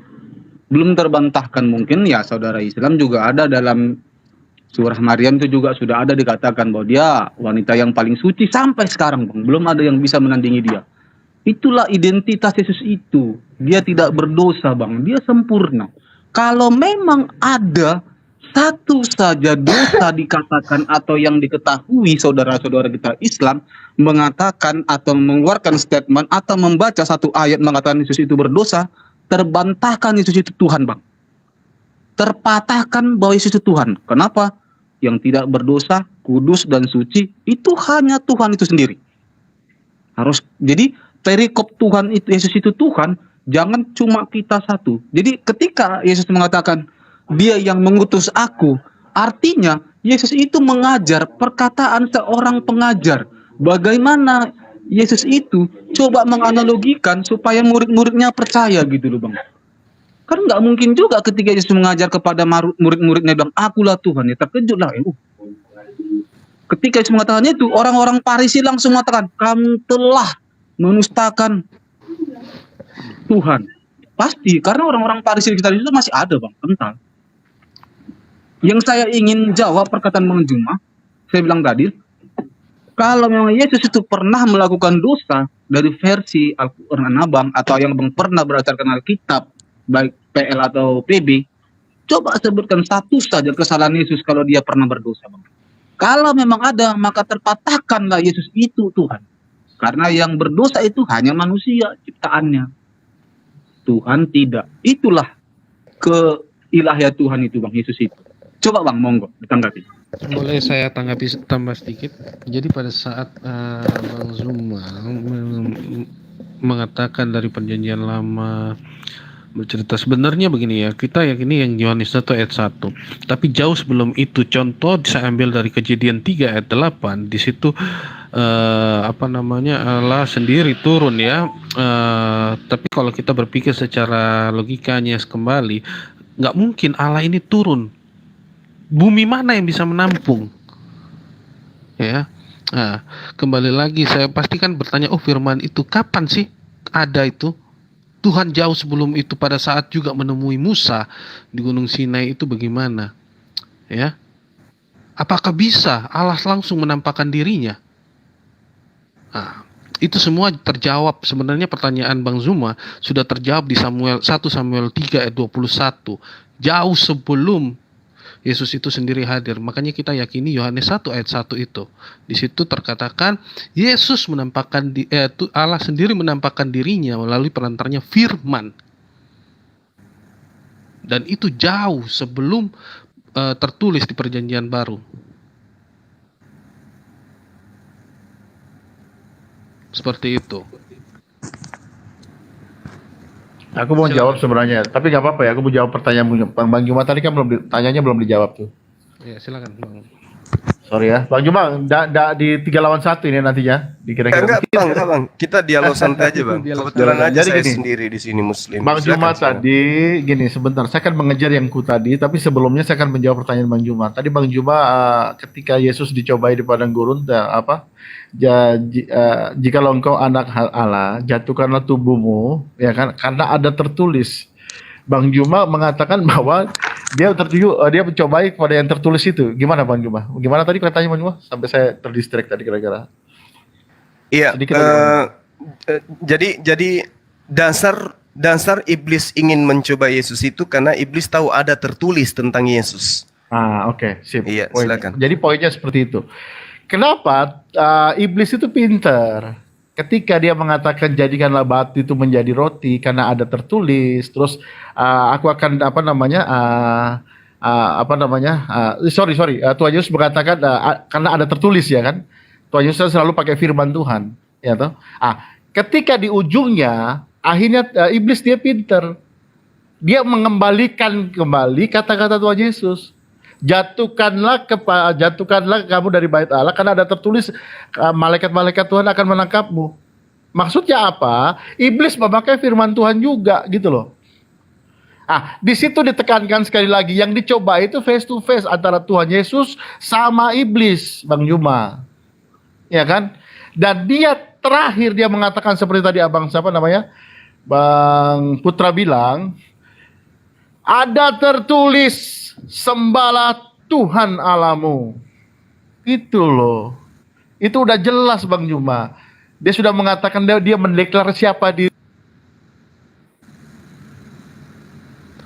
Kemute Bang Simon. Sorry, ada telepon masuk. Itu yang pertama.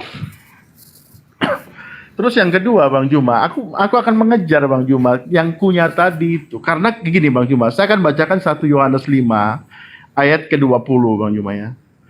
Nanti saya akan menjelaskan kenapa Tuhan Yesus itu dia berbicara, dia mengatakan seperti itu. Sekali lagi, dia pada saat itu dia berhadapan dengan ahli-ahli Taurat. Ahli-ahli Taurat itu dia bisa menghukum mati loh Bang Juma. Contohnya Tuhan Yesus menghukum mati atau imam-imam Farisi, orang-orang Yahudi pada saat itu, ya kan? Dia membawa kepada Pontius Pilatus atau kerajaan setempat, dia bisa menghukum mati orang. Dan itu Tuhan Yesus tahu, karena belum waktunya dia berkata seperti itu gitu loh. Belum tiba saatnya dia akan dihukum mati. Dia ingin menjalankan pelayanannya gitu loh. Paham ya Bang Juma? Sehingga dia mengatakan seperti itu. Tapi finalnya di ayat yang ke-51 tadi. Ini kolerasinya di sini. Yohanes 1 ayat 5. 1 Yohanes 5 ayat 20. Akan tetapi, lihat sekali lagi. Akan tetapi kita tahu bahwa anak Hasem telah datang dan telah mengaruniakan pengertian kita supaya kita mengenal Dia yang benar. Sekali lagi, supaya kita mengenal yang benar dan kita ada di dalam Dia yang benar. Saya baca sekali lagi supaya Bang Juma dengar ya. Akan tetapi kita tahu bahwa anak Hasem telah datang dan telah mengaruniakan pengertian kepada kita supaya kita mengenal yang benar dan kita di dalam yang benar dan di dalam anaknya Yesus Kristus dia adalah Hasem yang hidup dia adalah Hasem yang benar dan hidup yang kekal. Itu clear Bang Juma. Mau digoreng bagaimana ayat ini lagi?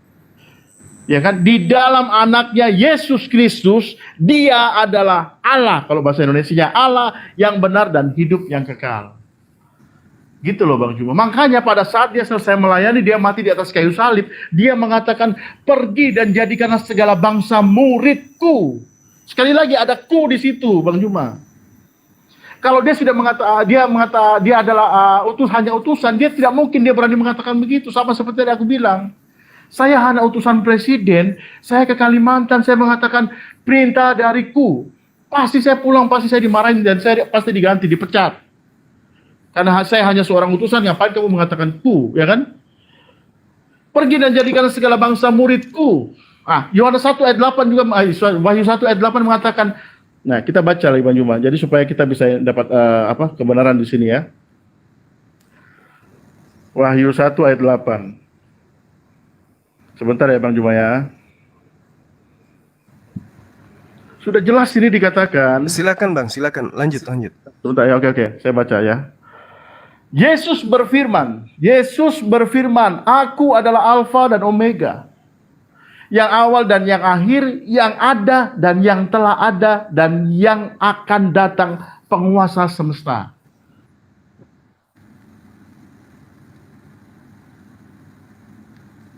Yang ada itu, gitu loh Bang Juma. Tapi ketika dia masih melayani di dunia, dia sebagai dibatasin dengan SARS yang namanya daging kemanusiaannya. Makanya dalam 1 Petrus mengatakan dia dibunuh dalam keadaan sebagai manusia. Tetapi ayatnya tadi mengatakan di dalam dia adalah Allah yang benar itu dan hidup yang kekal. Gitu loh Bang Juma. Jadi aku mengejar yang kunya tadi Bang Juma. Silakan Bang Juma.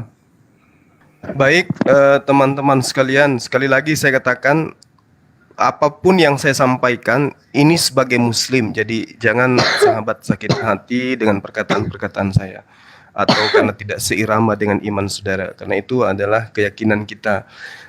Ya, jadi gini, yang pertama terkait dengan Yesus itu tidak memiliki dosa sehingga dia layak menjadi Tuhan. Izinkan saya mengurai di dalam Matius 24 nomor 3. Katakanlah kepada kami, kata muridnya, kapankah itu terjadi? Apakah tanda kedatanganmu dan tanda-tanda kesudahan dunia ini? Artinya kiamat. Jadi saya ulang, Matius 24 nomor 3, murid-muridnya bertanya. Ketika dia duduk di Bukit Zaitun, muridnya datang bercakap-cakap dengan Yesus. Kata muridnya, katakanlah kepada kami, wahai guru, kapankah terjadinya dan apakah tanda kedatanganmu? Yang kedua, dan tanda kesudahan dunia ini, yaitu kiamat. Apa jawaban Yesus, teman-teman? Aku berkata kepadamu, sesungguhnya angkatan ini tidak akan berlalu sebelum semua itu terjadi. Di dalam Lukas 21 nomor 32, Markus 13 nomor 30, demikian juga jawabannya. Aku berkata kepadamu, sesungguhnya angkatan ini, maksudnya orang-orang sesama Yesus itu, tidak akan berlalu sebelum kiamat itu terjadi. Apakah itu terbukti? Tidak. Lalu dikatakan dalam Matius 16 nomor 28, aku berkata kepadamu, sesungguhnya di antara orang-orang yang hadir di sini, ada yang tidak akan mati sebelum melihat Anak Manusia datang sebagai Raja dalam kerajaannya. Apakah itu terjadi? Tidak. Orang-orang yang hidup di zaman Yesus, jangankan menunggu saat Yesus datang kembali, sekarang pun dia sudah nggak ada. Paling mereka usianya 80 paling jauh. Tapi Yesus mengatakan tidak akan mati sebelum mereka melihat Anak Manusia datang sebagai Raja dalam kerajaannya, yaitu kedatangan yang kedua kalinya. Apakah itu betul? Tidak. Kalau tidak berarti dusta. Dosa enggak dusta itu? Dosa. Jangan engkau berdusta. Nah, lalu kemudian yang kedua, yang sederhana sekali. Pada hari ini engkau akan bersama aku di Firdaus. Apakah orang yang disalib Yesus hari itu juga terangkat ke Firdaus? Tidak. Ini janji-janji palsu. Jadi sangat rapuh ketika Anda mengatakan Yesus itu Tuhan karena Bu Nona gantian dulu sebentar ya Bu Nona ya. Aku naikin Bang Malikil dulu. Siap. Makasih ya Bu ya. Nanti naik lagi ya Bu. Oke, saya lanjut ya. Adalah sangat-sangat lemah iman saudara kalau mengatakan Yesus itu tidak punya dosa sehingga dia menjadi Tuhan. Umat Islam, di dalam kehidupan umat Islam itu tidak ada dikatakan dosa asal. Yesus asalnya dari keturunan Adam, berarti dia membawa dosa. Yesus itu keturunan Yoyakim, di mana Yoyakim itu adalah orang yang dikutuk. Berarti Yesus punya dosa dan seterusnya. Karena Anda memahami dosa waris itu ada. Kemudian yang kedua dari teman saya tadi ya. Yang pertama Anda mengatakan Islam itu percaya Yesus itu adalah Tuhan. Saya tidak pernah mengatakan itu. Islam percaya Yesus itu sebagai utusan Tuhan, yang kemudian teman-teman Kristen katakan sebagai anak Tuhan. Anak dalam pemahaman kami adalah orang yang dekat, orang yang intim kepada Sang Tuhan. Berarti dia adalah nabi atau rasul. Itu yang kami pahami. Jadi kami percaya kepada anak, kami percaya kepada utusan ini. Kami tidak percaya kepada orang-orang yang datang setelahnya yang mengaku sebagai domba tapi mengajarkan berbeda dengan ajaran Yesus. Itu yang saya tidak percaya. Kemudian yang ketiga, saudara mengatakan ada tertulis tentang anak yang kemudian Anda mengatakan iblis itu cerdas, iblis itu pintar, iblis itu cerdik. Justru dengan mengarahkan Yesus itu adalah Tuhan itu sendiri, sebagaimana yang Anda imani sekarang, justru membuktikan bahwa iblis itu memang cerdas. Teori dan praktek yang dipertontonkan Matius 4, di situ iblis mengatakan ada tertulis bahwa ketika engkau betul adalah anak Tuhan, maka Tuhan akan mengirim malaikatnya untuk menatang engkau di tangannya agar kakimu tidak terantuk kepada batu. Artinya, Yesus itu betul-betul anak Tuhan. Karena kenapa? Ada tertulis tentang itu di dalam Mazmur 91. Nah, yang saya khawatirkan kemudian, ketika Anda mengatakan iblis itu cerdik, Anda terjebak di sana. Apa pembuktiannya? Anda kemudian menuhankan anak Tuhan. Nah, kemudian ketika saudara mengatakan bahwasanya konsen terhadap kataku, jangan ambil separuhnya, ambil seutuhnya. Aku tidak dapat berbuat apa-apa dari diriku. Di situ sudah banyak ku di sana. Berarti yang tidak bisa berbuat apa-apa dari dirinya itu adalah aku. Siapa aku itu? Yesus. Lalu kemudian berbicara mengenai firman. Tadi saudara saya sudah mengatakan kepada saudara bahwa di dalam Yohanes 14 di situ dikatakan, barang siapa tidak mengasihi aku, ia tidak menerima firmanku, dan firman yang kamu dengar itu bukan daripadaku. Bukan daripadaku. Ku, itu lagi-lagi ku, bukan daripadaku. Nah, kembali kepada iblis yang cerdik. Sedikit lagi. Iblis yang cerdik. Apakah Anda tidak melihat kesuksesan daripada iblis? Ketika dia memberi pesan, Matius 4 nomor 3, Matius 4 nomor 6, Lukas 4 nomor 3, Lukas 4 nomor 9, Lukas 4 nomor 41, Lukas 8 nomor 28, Markus 5 nomor 7, Markus 3 nomor 13, Matius 8 nomor 29. Bagaimana kemudian iblis memproklamirkan Yesus itu adalah anak Tuhan? Apakah sekarang Anda tidak merasa terjebak? Karena yang mengajarkan iblis Yesus itu adalah anak Tuhan adalah data-data yang ada di dalam kitab saudara, di mana iblis menggaungkan Yesus itu adalah anak Tuhan. Dan Anda aminkan hari ini. Apakah Anda nggak terjebak di situ? Karena menurut Anda iblis itu cerdas, cerdik. Lalu kemudian bukan hanya iblis yang diproklamirkan kalau dia itu anak Tuhan. Di dalam Kisah Para Rasul 16, nomor 16 dan seterusnya, iblis pun memproklamirkan bahwa Paulus itu adalah rasul Tuhan. Jadi iblis mendapatkan angin segar ketika teman-teman Kristen mengaminkan apa yang diproklamirkan. Iblis mengatakan Yesus itu anak Tuhan, kalian aminkan. Iblis mengatakan Paulus itu adalah rasul Tuhan, kalian juga aminkan. Bukankah Anda sudah mengaminkan semua yang diinginkan oleh iblis, sehingga iblis sekarang ongkang-ongkang kaki? Itu menurut iman saya. Terakhir, Anda membawa Wahyu 1, akulah Alfa dan Omega. Coba mundur sedikit Bang, di angka 1 dari Wahyu 1, inilah wahyu Yesus Kristus yang dianugerahkan. Berarti Yesus menerima penganugerahan. Apa itu? Wahyu. Apa tujuannya? Untuk disampaikan. Maka ketika Yesus menerima wahyu dari Allah, dikatakan akulah Alfa dan Omega. Yang Alfa dan Omega di situ siapa? Yesus atau dia yang telah mengutus, dia memberikan wahyu. Kenapa? Karena Yesus mengatakan, aku tidak berkata-kata dari diriku sendiri. Apa yang aku katakan adalah apa yang diperintahkan. Berarti Yesus menerima wahyu, dianugerahkan wahyu untuk menyampaikan perintah kepada seluruh umat manusia. Sama seperti ketika Rasulullah Muhammad SAW atau Nabi Musa alaihissalam menerima perintah dari Tuhannya, aku adalah aku.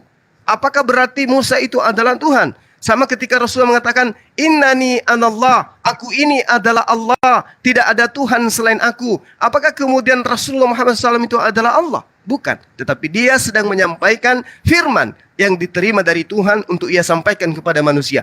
Demikian juga adanya Yesus. Itu iman saya teman-teman, itu iman saya. Anda tidak perlu marah dengan itu. Silakan Anda tanggapi, silakan. Iya, oke, Bang Zuma, saya turun dulu ya, Bang Zuma, saya pamit dulu ya, karena ada baik, teman. Sebelum Bang Malikil ya, sebelum Malikil menjawab, gini loh Bang Zuma, mengartikan atau menafsirkan ayat itu harus dengan benar, Bang Zuma. Contoh begini, yang tadi dikatakan lah, coba kita kembali ke pada saat iblis mencobai Tuhan, itu kan di situ di face to face, Bang Zuma. Antara iblis dan ada di situ ada Tuhan Yesus, ya kan? Tidak mungkin dia mengatakan ada tertulis jangan cobai Tuhan Allahmu. Dia berbicara kepada orang lain di situ. Masa dia berbicara kepada Simon Petrus? Kan bukan begitu. Kan ada tertulis jangan cobai Tuhan Allahmu. Itu berbicara kepada dia pribadi, Bang Juma. Ya kan? Terus Bang Juma belum menjawab pertanyaan saya tadi yang Yohanes 1 Yohanes 5 ayat 20. Ya kan? Saya baca lagi, aduh si Osep masuk lagi Osep ini.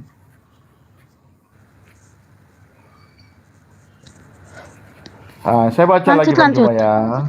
1 Yohanes sebentar. Ini sudah jelas di sini Bang Juma, 1 Yohanes 5 ayat 20. Bentar ya. Habis ini baru Bang Malikil ya, Bang Malikil bentar. Kita tahu bahwa putra atau ini IMB sebentar.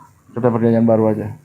Akan tetapi kita tahu bahwa anak Allah telah datang atau Hasem ya, telah datang dan telah mengaruniakan pengertian kepada kita supaya kita mengenal yang benar dan kita ada di dalam yang benar. Di dalam anaknya Yesus Kristus, dia adalah Allah yang benar dan hidup yang kekal. Oke? Itu Bang Juma harus jawab. Terus Yohanes 1 Wahyu 1 tadi, Bang Juma bilang, ayo kita mundur sedikit. Itu pernyataannya siapa? Pernyataan ini kan pernyataan Yohanes. Tapi ketika kita melihat pernyataan Yesus langsung di ayat yang ke-8, itu pernyataan Yesus langsung loh. Aku adalah Alfa dan Omega. Dan firman Tuhan, Asem, yang ada dan yang telah ada dan yang akan datang yang Maha Kuasa. Tulisan merah itu Bang Juma. Dan di ayat 18 mengatakan seperti ini Bang Juma. Coba kita lihat ya. Jangan takut, aku adalah awal dan yang akhir. Dan yang hidup, aku telah mati. Namun lihatlah aku hidup sampai selama-lamanya. Dan aku memegang segala kunci maut dan kerajaan maut ada di tanganku. Silakan Pak Malikil, tambahin. Oke, saya sih belum nangkap apa yang jadi poin perdebatan ini. Kira-kira garis besarnya apa bro? Saya kan baru naik, Pak Simon. Yesus Hasem itu sendiri. Oh iya. Betul. Dia bukan utusan. Silakan Pak Malik. Iya. Jadi kalau berbicara Yesus atau Yehosua, ya Hasem menyelamatkan, ya memang hak menyelamatkan, hak penebusan manusia itu hanyalah milik Hasem. Nah, hak-hak penyelamatan itu contoh ditipologikan kepada Musa. Musa menyelamatkan orang Israel dari perbudakan di Mesir. Nah, yang lebih besar dari Musa dinubuatkan adalah Sang Mesias yang akan menyelamatkan manusia dari perbudakan dosa. Ya, dari perbudakan dosa. Jadi tipologinya Musa menyelamatkan dari perbudakan di Mesir. Yang lebih besar menyelamatkan manusia dari perbudakan dosa. Nah, perbudakan dosa ini tidak ada malaikat, nabi ataupun rasul yang bisa menyelamatkan, hanya Hasyim. Karena hanya miliknya. Di dalam Ulangan 32 ayat 35, hakulah dendam dan pembalasan. Dan itu juga dikuatkan di dalam Mazmur 49 ayat 7 dan 8, bahwa tidak ada satu orang pun manusia yang bisa menebus ganti nyawanya kepada Elohim, karena harganya itu terlalu mahal dan tidak memadai untuk selama-lamanya. Nah, adapun yang dilakukan oleh orang Yahudi dalam kafarat, yaitu Yom Kippur, itu sebatas menutup, tidak menghapus, menutup sementara, dan itu sifatnya temporer dan berulang-ulang 1 tahun sekali. Karena di dalam Ibrani 4 ayat 10, mustahil darah anak lembu, ya, atau darah domba, binatang, itu bisa menghapus dosa. Karena yang bisa menyucikan manusia itu hanya darah Hasyim. Tidak ada darah nabi, tidak ada darah rasul. Karena Tuhan yang empunya, Tuhan yang menciptakan, Tuhan yang bertanggung jawab, Dia yang menyelamatkan. Jadi Dia yang awal, Dia yang akhir. Dia yang memulai pekerjaan itu, Dia pula yang menyelesaikan pekerjaan itu. Tuhan tidak butuh ini dan itu, bantuan ini dan itu, enggak. Dia mampu. Dan memang tidak ada di bawah kolong langit ini yang bisa melakukan itu. Karena itu adalah kehendak ilahi, Hasyim. Jadi Hasyim itu di dalam iman kekristenan, ya, bukanlah Tuhan yang deisme, yang tidak bertanggung jawab. Hasyim di dalam iman kekristenan, Dia bertanggung jawab, Dia menciptakan, Dia juga Dia juga yang menyelamatkan. Seperti itu garis besarnya. Silakan. Baik, makasih Bang Simon dan Saudara Malik. Shalom alaikum, Morebili, masya Allah. Waalaikumsalam. Mohon izin. Ya. Oke, jadi ada Bentar, dua. Mungkin kita kasih pandangan Billy biar kita seru.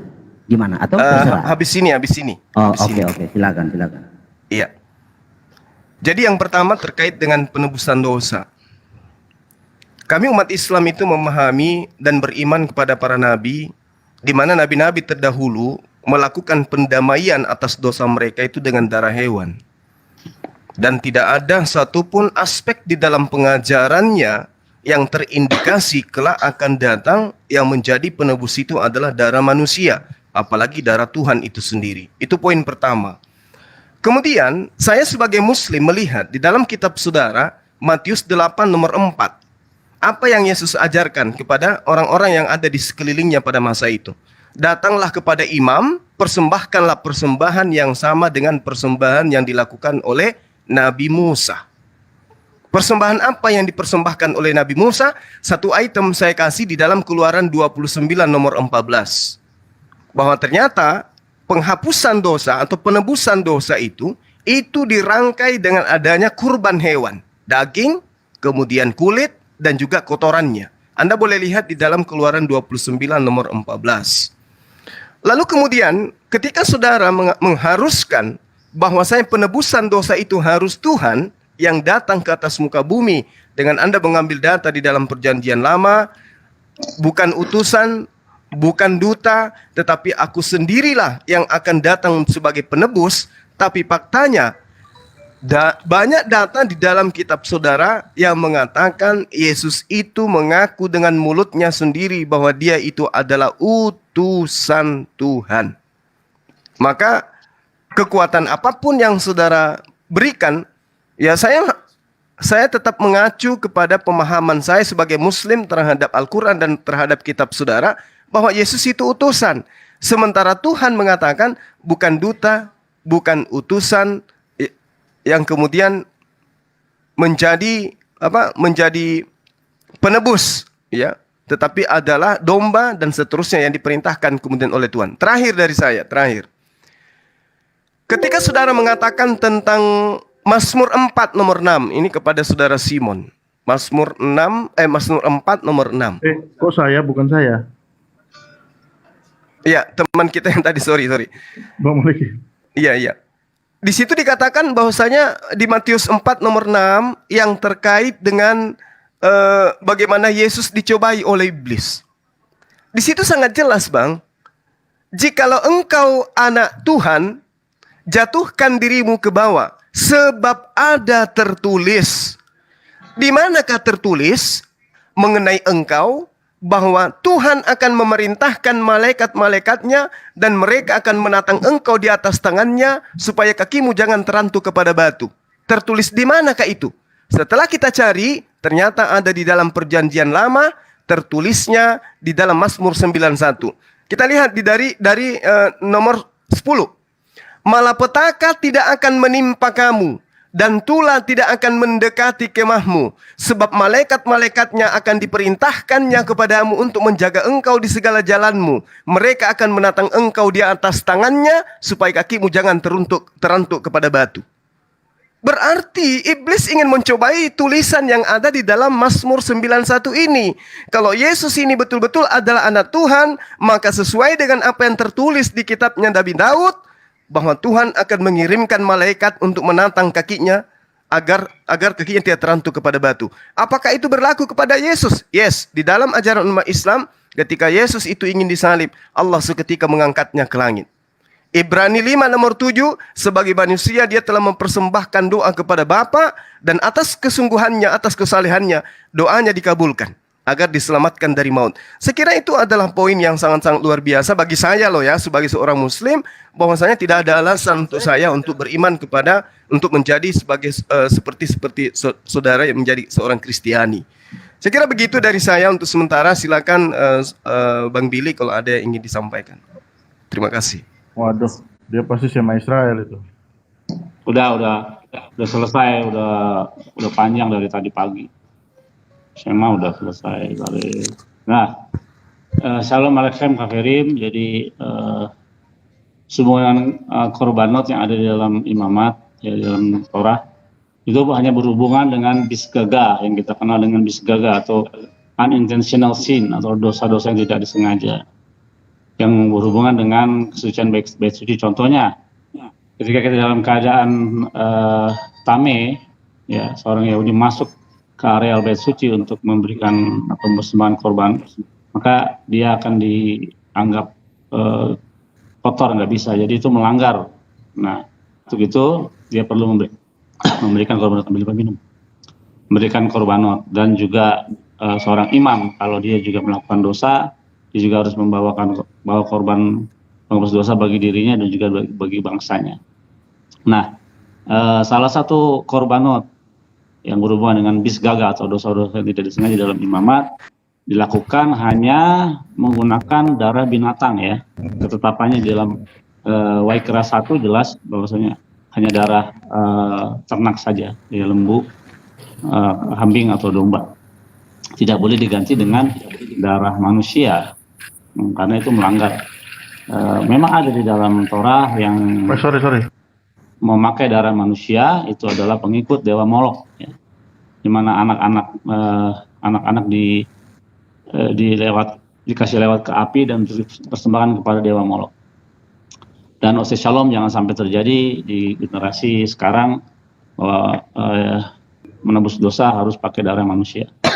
Terus yang kedua, metode-metode penghapusan dosa, ya, kita bisa lihat di dalam 2 Samuel 12 ayat 13, ya, tentang pertobatan. Jadi ada beberapa cara untuk pendamaian, yaitu kita bertobat. Seperti Raja Daud waktu dia bersalah terhadap Hashem dan melanggar Torah. Ketika Nathan berkata, engkaulah orang itu yang telah berdosa. Lalu reaksi Daud adalah dia langsung mengaku dosanya dan dia bertobat. Dan and Nathan said to David, lalu Nathan berkata kepada Daud, "The Lord has already forgiven your sin. You shall not die." Nah, kenapa kamu nggak harus mati lagi? Karena Nathan tahu dan Daud juga tahu kalau bagi dosa yang disengaja hukumannya ialah apa? Mati hukumannya. Nah, maka itu Raja Daud dalam konteks 2 Samuel 12 ayat 13 tidak pakai korban-korban darah dia, apalagi pakai korban manusia, enggak. Dia hanya mengaku dengan mulutnya dan dia bertobat. Nanti kita lihat betapa di dalam Mazmur dikatakan pertobatan yang sempurna ialah hati yang hancur, broken heart, serta pengakuan. Nah, dan juga orang Niniwe ketika Hasem berkata kepada Yunus, datanglah ke Niniwe karena Niniwe akan dihancurkan karena dosanya sudah terlalu berat. Apa yang dilakukan oleh Raja Niniwe pada waktu itu, mereka berpuasa dan mereka bertobat, dan itu tidak pakai darah-darahan. Nah, jadi salah satu metode penghapusan dosa atau atonement atau pendamaian adalah pertobatan, pengakuan dengan mulut, dan yang kedua adalah sedekah. Dikatakan sedekah dikatakan di dalam Amsal ya, Amsal 10 ayat 2. Sayang terjemahan lain itu terjemahnya kurang pas sehingga tidak ada koneksi tentang kata sedekah ya. Dikatakan di dalam Amsal 11 ayat 4 juga dikatakan. Juga Amsal 10 ayat 2 dikatakan charity atau sedekah will save from death, akan menyelamatkan orang dari maut. Baru Kasem.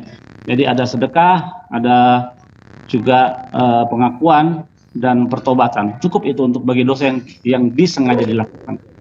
Jadi metode-metode itu tidaklah sulit dan tidak memakai darah, apalagi darah manusia. Itu sangat kejam sekali lah Tuhan kalau pakai darah manusia untuk menghapus dosa. Karena ketetapan di dalam kitab imamat adalah darah hewan. Jangan dirubah, jangan kau menambah atau mengurangi gitu, dalam perkataan Torah ini. Jadi itulah perspektif perbedaan kita antara Islam, Yahudi, dan Kristen. Terima kasih. Oke, sudah ya. Jadi gini, Bang Maliki sabar ya, sebentar. Abis ini aku mau ini, Bang Maliki. Aku mau kejar Bang Juma yang tadi loh. Bang Juma, sekali lagi yang pada saat ayat itu mengatakan ya bagaimana Tuhan Yesus dicoba. Oke, sudah. Halo. Cobain di pada gurun. Itu saat dicobain Bang Juma. Bang Maliki mau jawab? Bentar Bang Maliki. Bang Maliki bentar. Dengar kata-kata saya nggak? Oh iya, silakan lanjut. Lanjut. Halo? Bentar Bang Maliki. 5 menit. Dengar, lanjut. 1 menit aja. Jadi gini Bang Juma. Ya, ketika pada saat dicobain yang terakhir, ya kan? Dia suruh lompat dari bait suci itu dia menggunakan ayat itu yang saya katakan iblis itu cerdik tapi PA itu loh. Karena Tuhan sendiri mengatakan bukan soal di mana korelasinya di perjanjian lama, tidak, tapi Tuhan Yesus mengatakan langsung ada tertulis jangan cobai Tuhan Allahmu. Itu kepada siapa? Gitu loh Bang Juma. Jadi bukan soal yang di iblis memakai firman itu, tapi yang dicobain adalah Tuhan Yesus itu sendiri, dan dia mengatakan ada tertulis jangan cobai Tuhan Allahmu. Ya Tuhan siapa? Dia mendeklarasikan dirinya adalah dia Tuhan dan juga Allah, gitu loh Bang. Silakan Bang Maliki lanjutkan. Oke, saya tanggapi dulu kawan kita Suma ya. Tapi gini bro, ada orang beranggapan kita berdua ini, saya dengan Suma itu settingan. Saya jadi lucu mendengarnya orang beranggapan begitu. Siapa yang bilang gitu?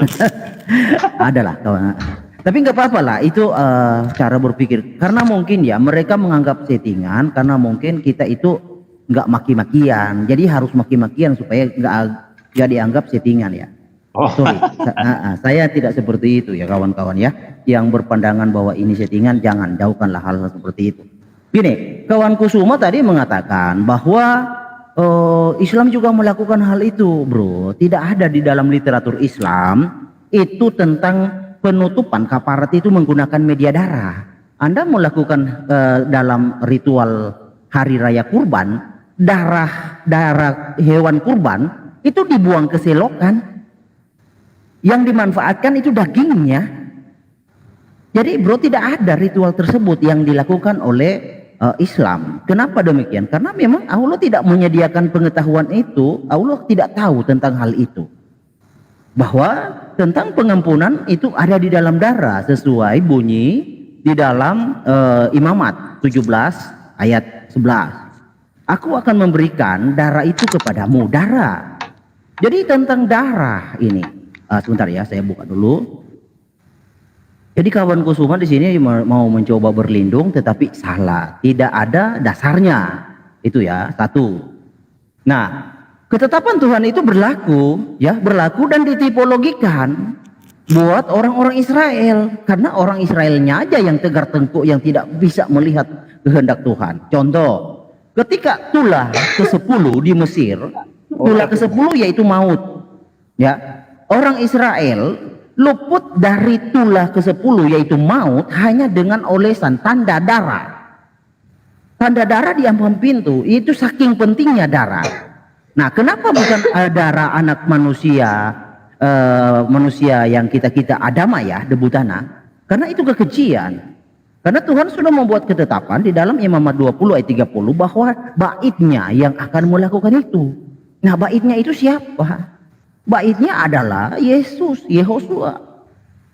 Baitnya yang akan melakukan penebusan. Jadi Tuhan kita itu Tuhan yang menciptakan. Ketika ciptaannya itu karena free will jatuh ke dalam dosa, Dia yang menyelamatkan. Itu namanya Tuhan yang bertanggung jawab. Kalau Brozuma dengan Osep, Nabi Osep kan mengimani Tuhan itu tidak ada tanggung jawabnya, ya kan? Seolah-olah itu Tuhan itu tidak bertanggung jawab, hanya menciptakan lalu dibiarkan, lu cari keselamatan you masing-masing. Nah, itu yang kagak elok, pengajaran-pengajaran seperti itu ngapain diimani? Ya, itu kita harus dewasa. Jadi soal penyelamatan itu tidak bisa diusahakan oleh siapapun. Hanya Tuhan yang bisa memberikan penyelamatan itu, dan kita yang mengerjakannya. Karena Tuhan sudah memberikan, kita mengerjakan karena Dia sudah memberikan gratis. Jadi kalau ada manusia yang bisa menyelamatkan dirinya, itu akan bertentangan dengan banyak ayat Alkitab. Dan itu akan memposisikan manusia tersebut selevel dengan Tuhan. Karena dia mampu menyelamatkan dirinya. Contoh di dalam Ulangan 17 ayat 10 dikatakan di sana bahwa Tuhan Hashem pencipta alam semesta. Bentar saya bacakan ya, Ulangan. Oke, Ulangan 17. Oke, ayat 10. Nah. 10 ayat 17 kebalik. 10 ayat 17. Wah, bentar loading, Bro. Bentar ya. Oke. Ulangan 10 ayat 17.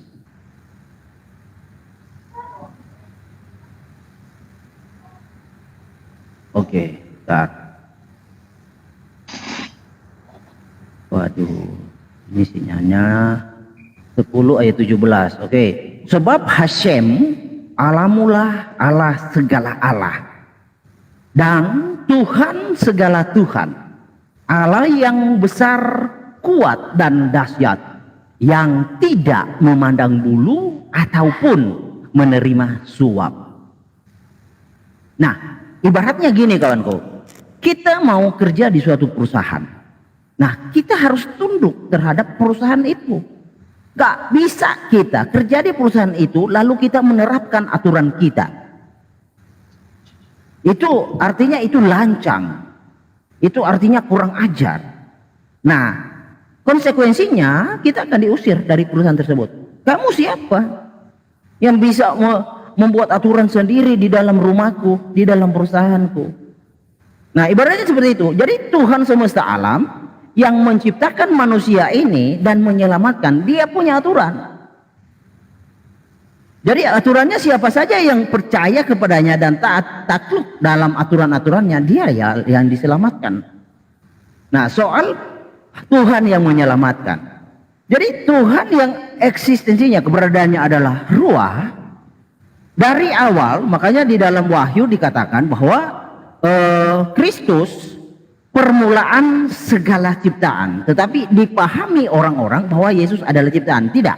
Jadi begini, permulaan segala ciptaan, sebelum Tuhan Hashem menciptakan alam semesta, dia sudah menskenariokan baitnya seperti apa, baitnya, wujudnya, tubuhnya seperti apa. Dia sudah skenariokan. Itu maksud permulaan dari segala penciptaan. Karena kenapa? Karena itu juga dikuatkan di dalam Yeskiel 1 ayat 26, bahwa ketika penglihatan itu dianugerahkan kepada Yeskiel melihat penampakan gambar kemuliaan Hashem itu sama seperti manusia. Ya, jadi itulah adalah gambar kemuliaan Hashem.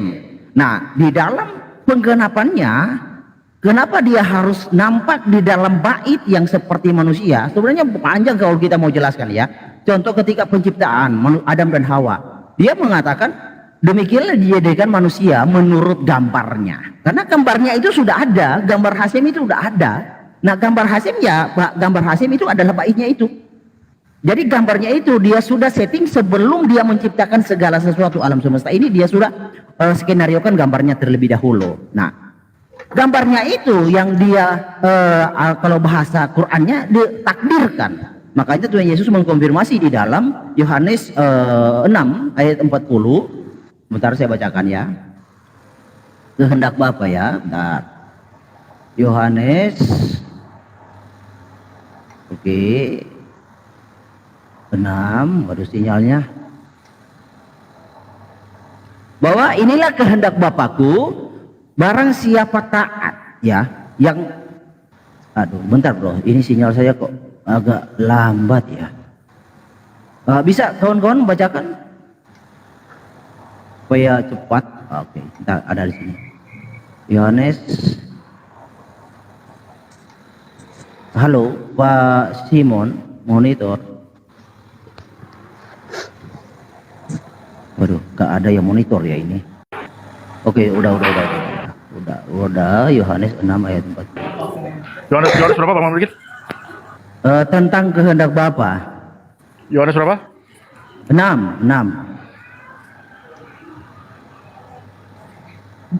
Berapa? Yohanes 6 ayat 6 ayat 40. Ya? 40. Sorry. Oke.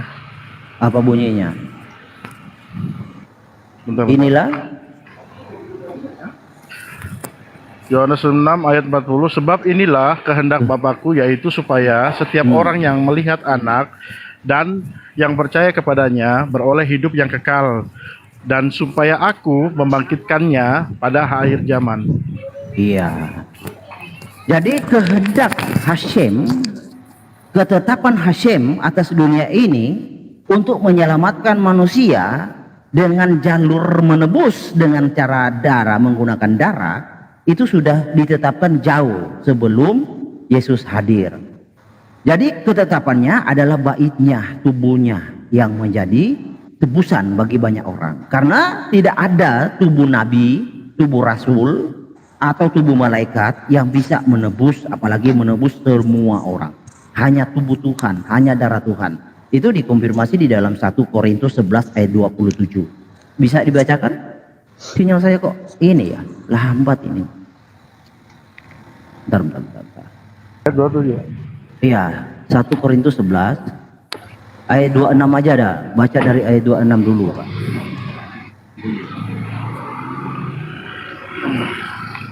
Oke, bentar ya. Saya refresh dulu. Oke. 1 Korintus 11 ayat 26 ya. Boleh ayat 26 dulu. Sebab setiap kali kamu makan roti ini dan minum cawan ini, kamu akan memberitakan kematian kematian Tuhan sampai Ia datang. Ya. Oke. Jadi barang siapa dengan cara yang tidak layak makan roti dan minum cawan Tuhan, ia berdosa terhadap tubuh dan darah Tuhan. Iya. Oke. saya singkat ya. Jadi ketetapan Tuhan penebusan itu dengan darah, seperti yang dia nyatakan kepada Musa di dalam Keluaran 24 ayat 8. Inilah darah perjanjian. Bisa Pak, sorry Pak Simon, sinyal saya kurang bagus ini, nggak bisa buka Alkitab, nggak tahu kenapa ya. Keluaran 24 ayat 8. 24 ayat 8. Iya. Oke. Kemudian Musa mengambil darah itu dan menyiramkannya pada bangsa itu serta berkata, inilah darah perjanjian yang diadakan Tuhan dengan kamu berdasarkan segala firman ini. Ya, jadi darah yang diadakan oleh Hashem dan siapa? Diadakan Hashem dan kamu merujuk kepada Israel.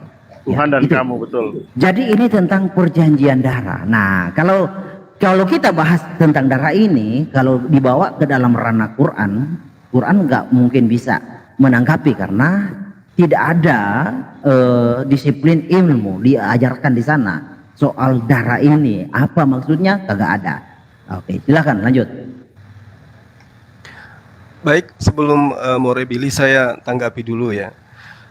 Terkait dengan kurban di dalam ajaran agama Islam, saudara harus paham bahwa kurban di Islam itu bukan untuk menebus dosa. Kurban di Islam itu mengikuti mila Abraham. Apakah Abraham melakukan kurban itu karena dosa? Tidak. Bukan karena dosa. Hanya karena perintah. Perintah dari Tuhannya Abraham untuk supaya dia mengorbankan anaknya yang tunggal. Apakah karena ada dosa? Tidak. Lalu kemudian Allah menggantikan dengan hewan. Kalau di Islam dan juga di Yahudi, yang tadinya diperintahkan adalah manusia, digantikan oleh Tuhan dengan hewan. Kebalikan di Kristen, yang tadinya hewan diganti oleh Kristen menjadi manusia.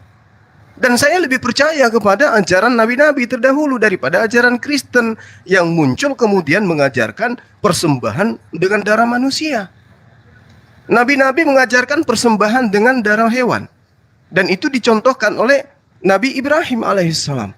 Makanya di dalam Al-Quran dalam surah As-Saffat, di ayat 100 dan seterusnya, di situ dikatakan, Rabbi habli minas solihin, ya Tuhanku anugerahkanlah kepadaku seorang anak yang termasuk orang-orang yang soleh.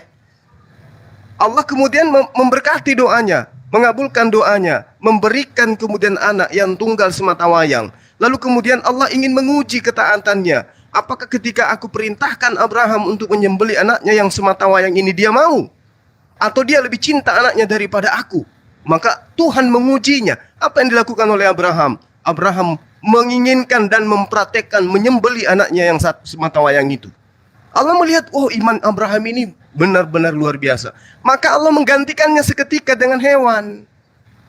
Jadi yang diuji di situ bukan dosa. Di konsep dosa asal itu dari Kristen. Paulus yang mengajarkan itu. Di luar dari pengajaran orang-orang Yahudi. Nabi tidak pernah mengajarkan itu. Nah, ketika saudara mengatakan bahwasanya pendamai itu adalah harus darah Tuhan yang datang di dalam kehidupan saudara. Sekali lagi saya katakan, saya berbicara dalam perspektif umat Islam sebagai Muslim. Dan saya juga belajar tentang kitab saudara. Orang-orang Yahudi itu, Bung, kalau mau selamat hanya dengan taat kepada perintah Tuhan. Ulangan 11 nomor 1. Haruslah engkau mengasihi Tuhan Allahmu dan melakukan dengan setia kewajibanmu terhadap Dia, senantiasa berpegang pada segala ketetapannya, peraturannya, dan perintahnya. Apa upahnya? Selamat. Meski tidak ada kurban darah. Ketika orang-orang Yahudi yang taat kepada hukum Torah, taat kepada Tuhannya karena perintahnya, di situ wajib hukumnya. Haruslah engkau mengasihi Tuhan. Jadi kalau Yesus mengatakan, kasihilah Tuhanmu, itu perintahnya bahwa kamu harus mengikuti ketetapan, peraturan, dan perintah-perintah Tuhan, yaitu Torah. Itu baru dikatakan mengasihi Tuhan.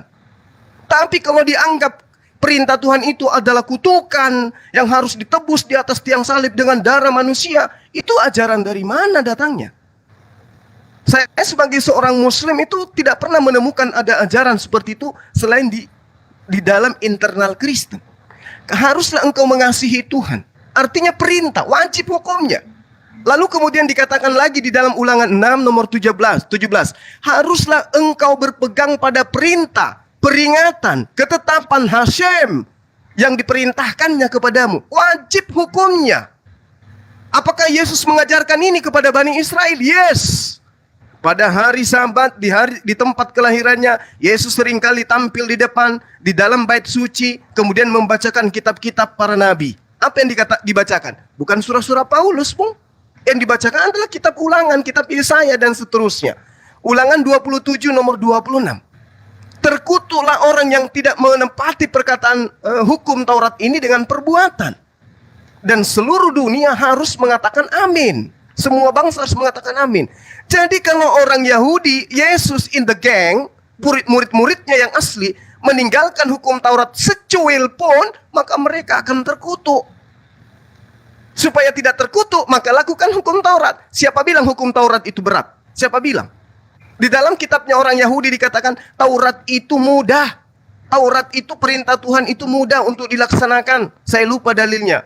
Ya kalau saya tidak salah di Ulangan 30 nomor 11. 30. Ya. Oh, baik. Nah, lalu kemudian ini kitabnya Yesus loh. Ulangan 28 nomor 1. Jikalau engkau baik-baik saja mendengarkan suara Tuhanmu, Allah Abraham, Ishak dan Yakub, dan melakukan dengan setia segala perintahnya yang kusampaikan kepadamu pada hari ini, maka Tuhan Abraham akan mengangkat engkau di atas segala bangsa di bumi. Jika engkau setia mendengarkan suaranya dan tetap melaksanakan apa yang diperintahkan. Makanya Yesus ketika ia datang, apa yang dia katakan? Dia katakan apa? Lebih mudah langit dan bumi lenyap daripada satu titik dari hukum Taurat itu batal. Yesus yang mengatakan itu. Tapi apa kata Paulus? Jangankan bumi, jangankan Taurat, jangankan bumi lenyap. Dengan darah Yesus, semua perintah Tuhan itu batal. Coba. Efesus 2 nomor 15, dengan matinya Yesus di atas tiang salib, kata Paulus, maka dia telah membatalkan hukum Taurat dengan segala ketentuan dan ketetapan yang ada di dalamnya. Sekarang Anda ikuti siapa? Paulus atau Yesus? Kalau Yesus, lebih mudah langit dan bumi lenyap daripada satu titik dari hukum Taurat itu batal. Kata siapa? Kata Yesus. Kata Paulus, dengan matinya Yesus di atas tiang salib, maka dia telah membatalkan hukum Taurat dengan segala ketentuan yang ada di dalamnya. Terakhir dari saya. Di dalam Yehezkiel 18 nomor 20 nih.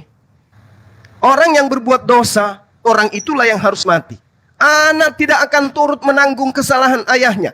Dan ayah tidak akan turut menanggung kesalahan anaknya. Orang benar akan menerima berkat kebenarannya. Dan orang fasik itulah yang harus bertanggung jawab atas kefasikannya. Maksudnya apa? Ketika kemudian harus ada kurban, Anda yang berdosa, Anda yang berkurban.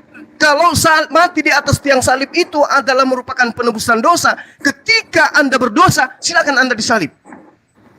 Kalau Anda berzina dan dosa Anda itu harus ditebus dengan mati di atas tiang salib, Anda lah yang harus disalib, bukan orang lain. Bukan anak Maria yang satu-satunya itu Anda jadikan tumbal untuk kemudian menghalalkan, melegalkan dosa kalian. 1 Yohanes 4 dikatakan, jika kamu punya dosa, anak-anakku, jangan engkau berbuat dosa. Tetapi jika kau berbuat dosa, jangan khawatir, karena ada Yesus sebagai pendamai dosa kita. Jadi kalau Anda berzina, mencuri, merampok, apapun itu, jangan khawatir, ada Yesus yang menjadi pendamai. Ini ajaran dari mana Anda dapatkan? Sekali lagi saya katakan kepada saudara, kurban di dalam Islam bukan penebusan. Kurban di dalam Islam hanya melanjutkan tongkat estafet pengajaran milah Abraham. Berkurban dengan hewan, bukan berkurban dengan manusia. Saya kira begitu sementara dari saya, dan di sini sudah zuhur. Saya pamit sementara. Pesan saya, teman-teman Kristen, pesan saya, di dalam Matius 8 nomor 4, Yesus mengatakan kepada orang yang ada sebangsanya, Lalu Yesus berkata Bang kepadanya, Juma belum jawab ingatlah. pertanyaanku dari tadi. Sabar Bang. Ingatlah, jangan engkau memberitahukan hal ini kepada siapapun, tetapi pergilah, perlihatkanlah dirimu kepada imam dan persembahkanlah persembahan yang diperintahkan Musa sebagai bukti kepada mereka. Yesus memerintahkan mempersembahkan sebagaimana persembahan Musa, berarti dengan darah hewan, bukan dengan darah manusia. Kata siapa? Kata Yesus. Nah, terakhir sebelum saya pamit nih, ini zuhur teman-teman, kita saling menghargai. Terakhir, terkait dengan komplainnya sahabat saya tidak menjawab pertanyaan saudara. Ingat, di dalam data yang Anda bawa, Yesus dicobai. Tuhan di dalam kitab saudara dikatakan, Tuhan itu tidak dicobai. Tuhan tidak pernah dicobai. Yang dicobai itu hanya Mesias. Yang dicobai itu hanya manusia. Tuhan siapa yang mampu mencobai Tuhan pencipta langit dan bumi? Itu ada di dalam kitab saudara sendiri. Jadi ketika Yesus dicobai, membuktikan bahwa Yesus itu bukan Tuhan. Makanya Yesus endingnya pada saat dicobai apa dikatakan? Sembahlah Tuhanmu dan hanya kepada Dia saja engkau berbakti. Berarti ketika Yesus dicobai, yang dicobai ini adalah apa yang tertulis. Ada tertulis tentang anak Tuhan. Jika ada tertulis tentang engkau, bahwa Tuhan akan mengirim malaikat untuk menatang engkau di kakinya agar kakimu tidak terantuk kepada batu. Berarti yang dicobai bukan Yesus. Yesus hanya objek. Iblis hanya ingin membuktikan kepada Tuhan bahwa apa yang kau tuliskan tentang anakmu itu gagal. Tapi ternyata tidak gagal. Mazmur 91 nomor 12 sampai nomor 16 dikatakan, usiamu akan kupanjangkan, akan kukenyangkan engkau, dan engkau hanya menonton orang-orang yang menzalimi kamu. Itu sesuai dengan Al-Quran. Mazmur 91 dari nomor 1, dari ayat 1 sampai nomor 16 sesuai dengan Al-Quranul Karim. Demikian sementara teman-teman, dialog ini masih panjang, kita masih hidup. Besok, lusa, sore, bentar malam kita lanjut lagi. Saya pamit zuhur dulu karena saya juga punya kebutuhan dengan keluarga. Terima kasih teman-teman, Bu Noni, Mbak Noni, dan juga Ya Bang Bang, Simon. terima kasih Bang. Ya. Aderion, saya baru masuk, saya udah mau pamit ya. Siap bang. More Oke, Billy, salam alaihim. Assalamualaikum warahmatullahi wabarakatuh dan semangat siang. Iya.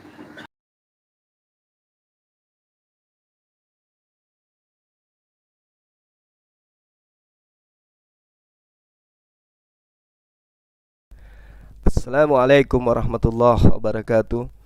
Teman-teman dan sahabat-sahabat yang saya cintai, kita membuktikan kepada Ibu Noni ya, yang selalu sakit disebabkan karena saya selalu muncul di komalnya dia. Ya alhamdulillah, saya katakan kepada mereka, kita umat Islam itu mampu berdialog dengan metode apapun. Anda sopan, kami segan, kan gitu. Anda menggulung, kami menggilas, kan gitu. Anda memukul, kami menendang. Ya, Anda memeluk, kami merangkul. Nah, itu Islam itu begitu. Jadi kita sudah membuktikan bahwa kita itu Muslim, Islam itu ya, Anda sajikan apapun kita akan ikuti. Anda maunya apapun kita akan tetap ikuti alurnya. Nah, Anda ingin membahas apapun kita akan ikutin. Jadi saya mendudukkan diri saya sebagai seorang Muslim. Kenapa saya tidak menjadi Kristen? Padahal saya paham Bible mereka. Alasan-alasannya saya sudah jabarkan. Lalu kemudian ketika saya menjabarkan sebagai seorang Muslim, alasan-alasan saya akurat. Kenapa saya tidak menjadi seorang Kristen? Padahal saya paham tentang Bible. Bahkan boleh dibilang saya lebih mendalami daripada teman-teman Kristen. Apa alasannya? Ya karena memang Yesus mengajarkan untuk menjadi seorang Muslim. Yesus mengajarkan untuk menjadi seorang Muslim. Berkurban, kurbannya harus sama seperti Musa. Ibadahnya harus sama seperti Abraham. Kemudian apa lagi? Syariatnya harus sama seperti Torah. Ya, jadi tidak ada konsep penyelamatan dengan darah. Tidak ada konsep penyelamatan dengan darah manusia maksudnya. Kurban kita hanya mengikuti milah Abraham. Al-Quran surah Safat itu menjelaskan kepada kita. Jadi kurban itu bukan untuk menebus dosa manusia. Kurban yang kita lakukan itu adalah cikal bakal apa yang dilakukan oleh Nabi Ibrahim terhadap anaknya yang tunggal. Siapa anaknya yang tunggal? Siapa anaknya yang pernah menduduki posisi anak sendiri? Tidak ada adik, tidak ada kakak. Tak lain dan tak bukan adalah Nabi Ismail. Makanya orang-orang Yahudi ketika dia berdialog dengan umat Islam tidak pernah meributkan tentang anak tunggal Abraham. Kenapa? Orang Yahudi tahu bahwa anak tunggal itu sebenarnya adalah Ismail. Ismail anak tunggal itu. Dan yang diminta untuk dipersembahkan adalah anak tunggalnya Abraham, bukan anak tunggalnya Sarah. Itu udah final itu ya. Sehingga dengan data-data yang kita kasih, kitab Ulangan, kitab Yehezkiel, kitab Lukas sendiri menceritakan bagaimana Yesus itu mengajarkan untuk kemudian taat kepada perintah Tuhan. Dan alhamdulillah Herdinya kabur. Kenapa? Dia mau membantah apa lagi? Dia membahas tentang dosa waris, sudah dibantah. Membahas tentang ketuhanan Yesus di awal sudah kubantah. Membahas tentang kurban, sudah dibantah. Dan pembantahan yang saya lakukan itu berdasarkan kitabnya dia sendiri. Bahkan kita lihat sesuai dengan materi yang pernah saya pelajari, bahwa Nabi Daud memang ketika dia melakukan perbuatan yang dosa di hadapan Tuhan, dia tidak melakukan kurban. Yang dia lakukan adalah pertobatan dengan pengucapan dan perbuatan, sama seperti yang diterangkan oleh Moribili. Bersedekah, bersedekah, bersedekah, berinfak, berinfak, berinfak, seirama dengan apa yang ada dalam Amsal 4 nomor 11 dan Amsal 11 nomor 4, bahwa manusia menghapuskan dosa itu dengan sedekah.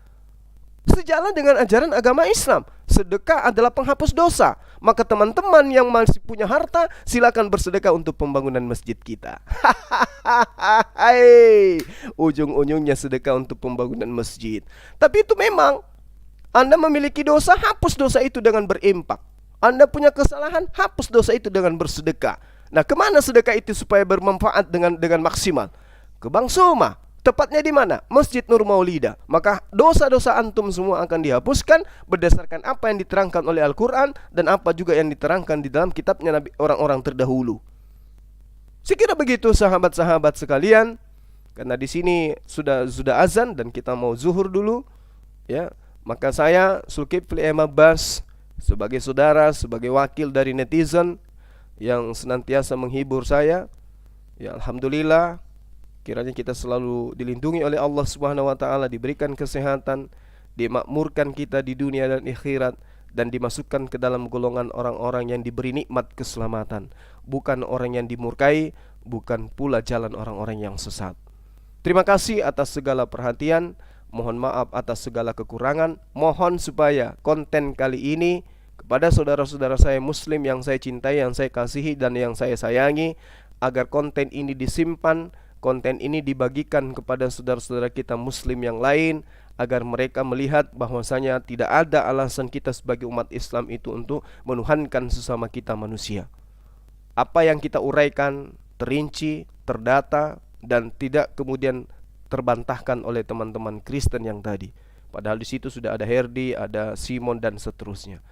Wabillahi taufik wal hidayah. Salam tauhid. Salam satu Tuhan, Allahu Akbar. Assalamualaikum warahmatullahi wabarakatuh.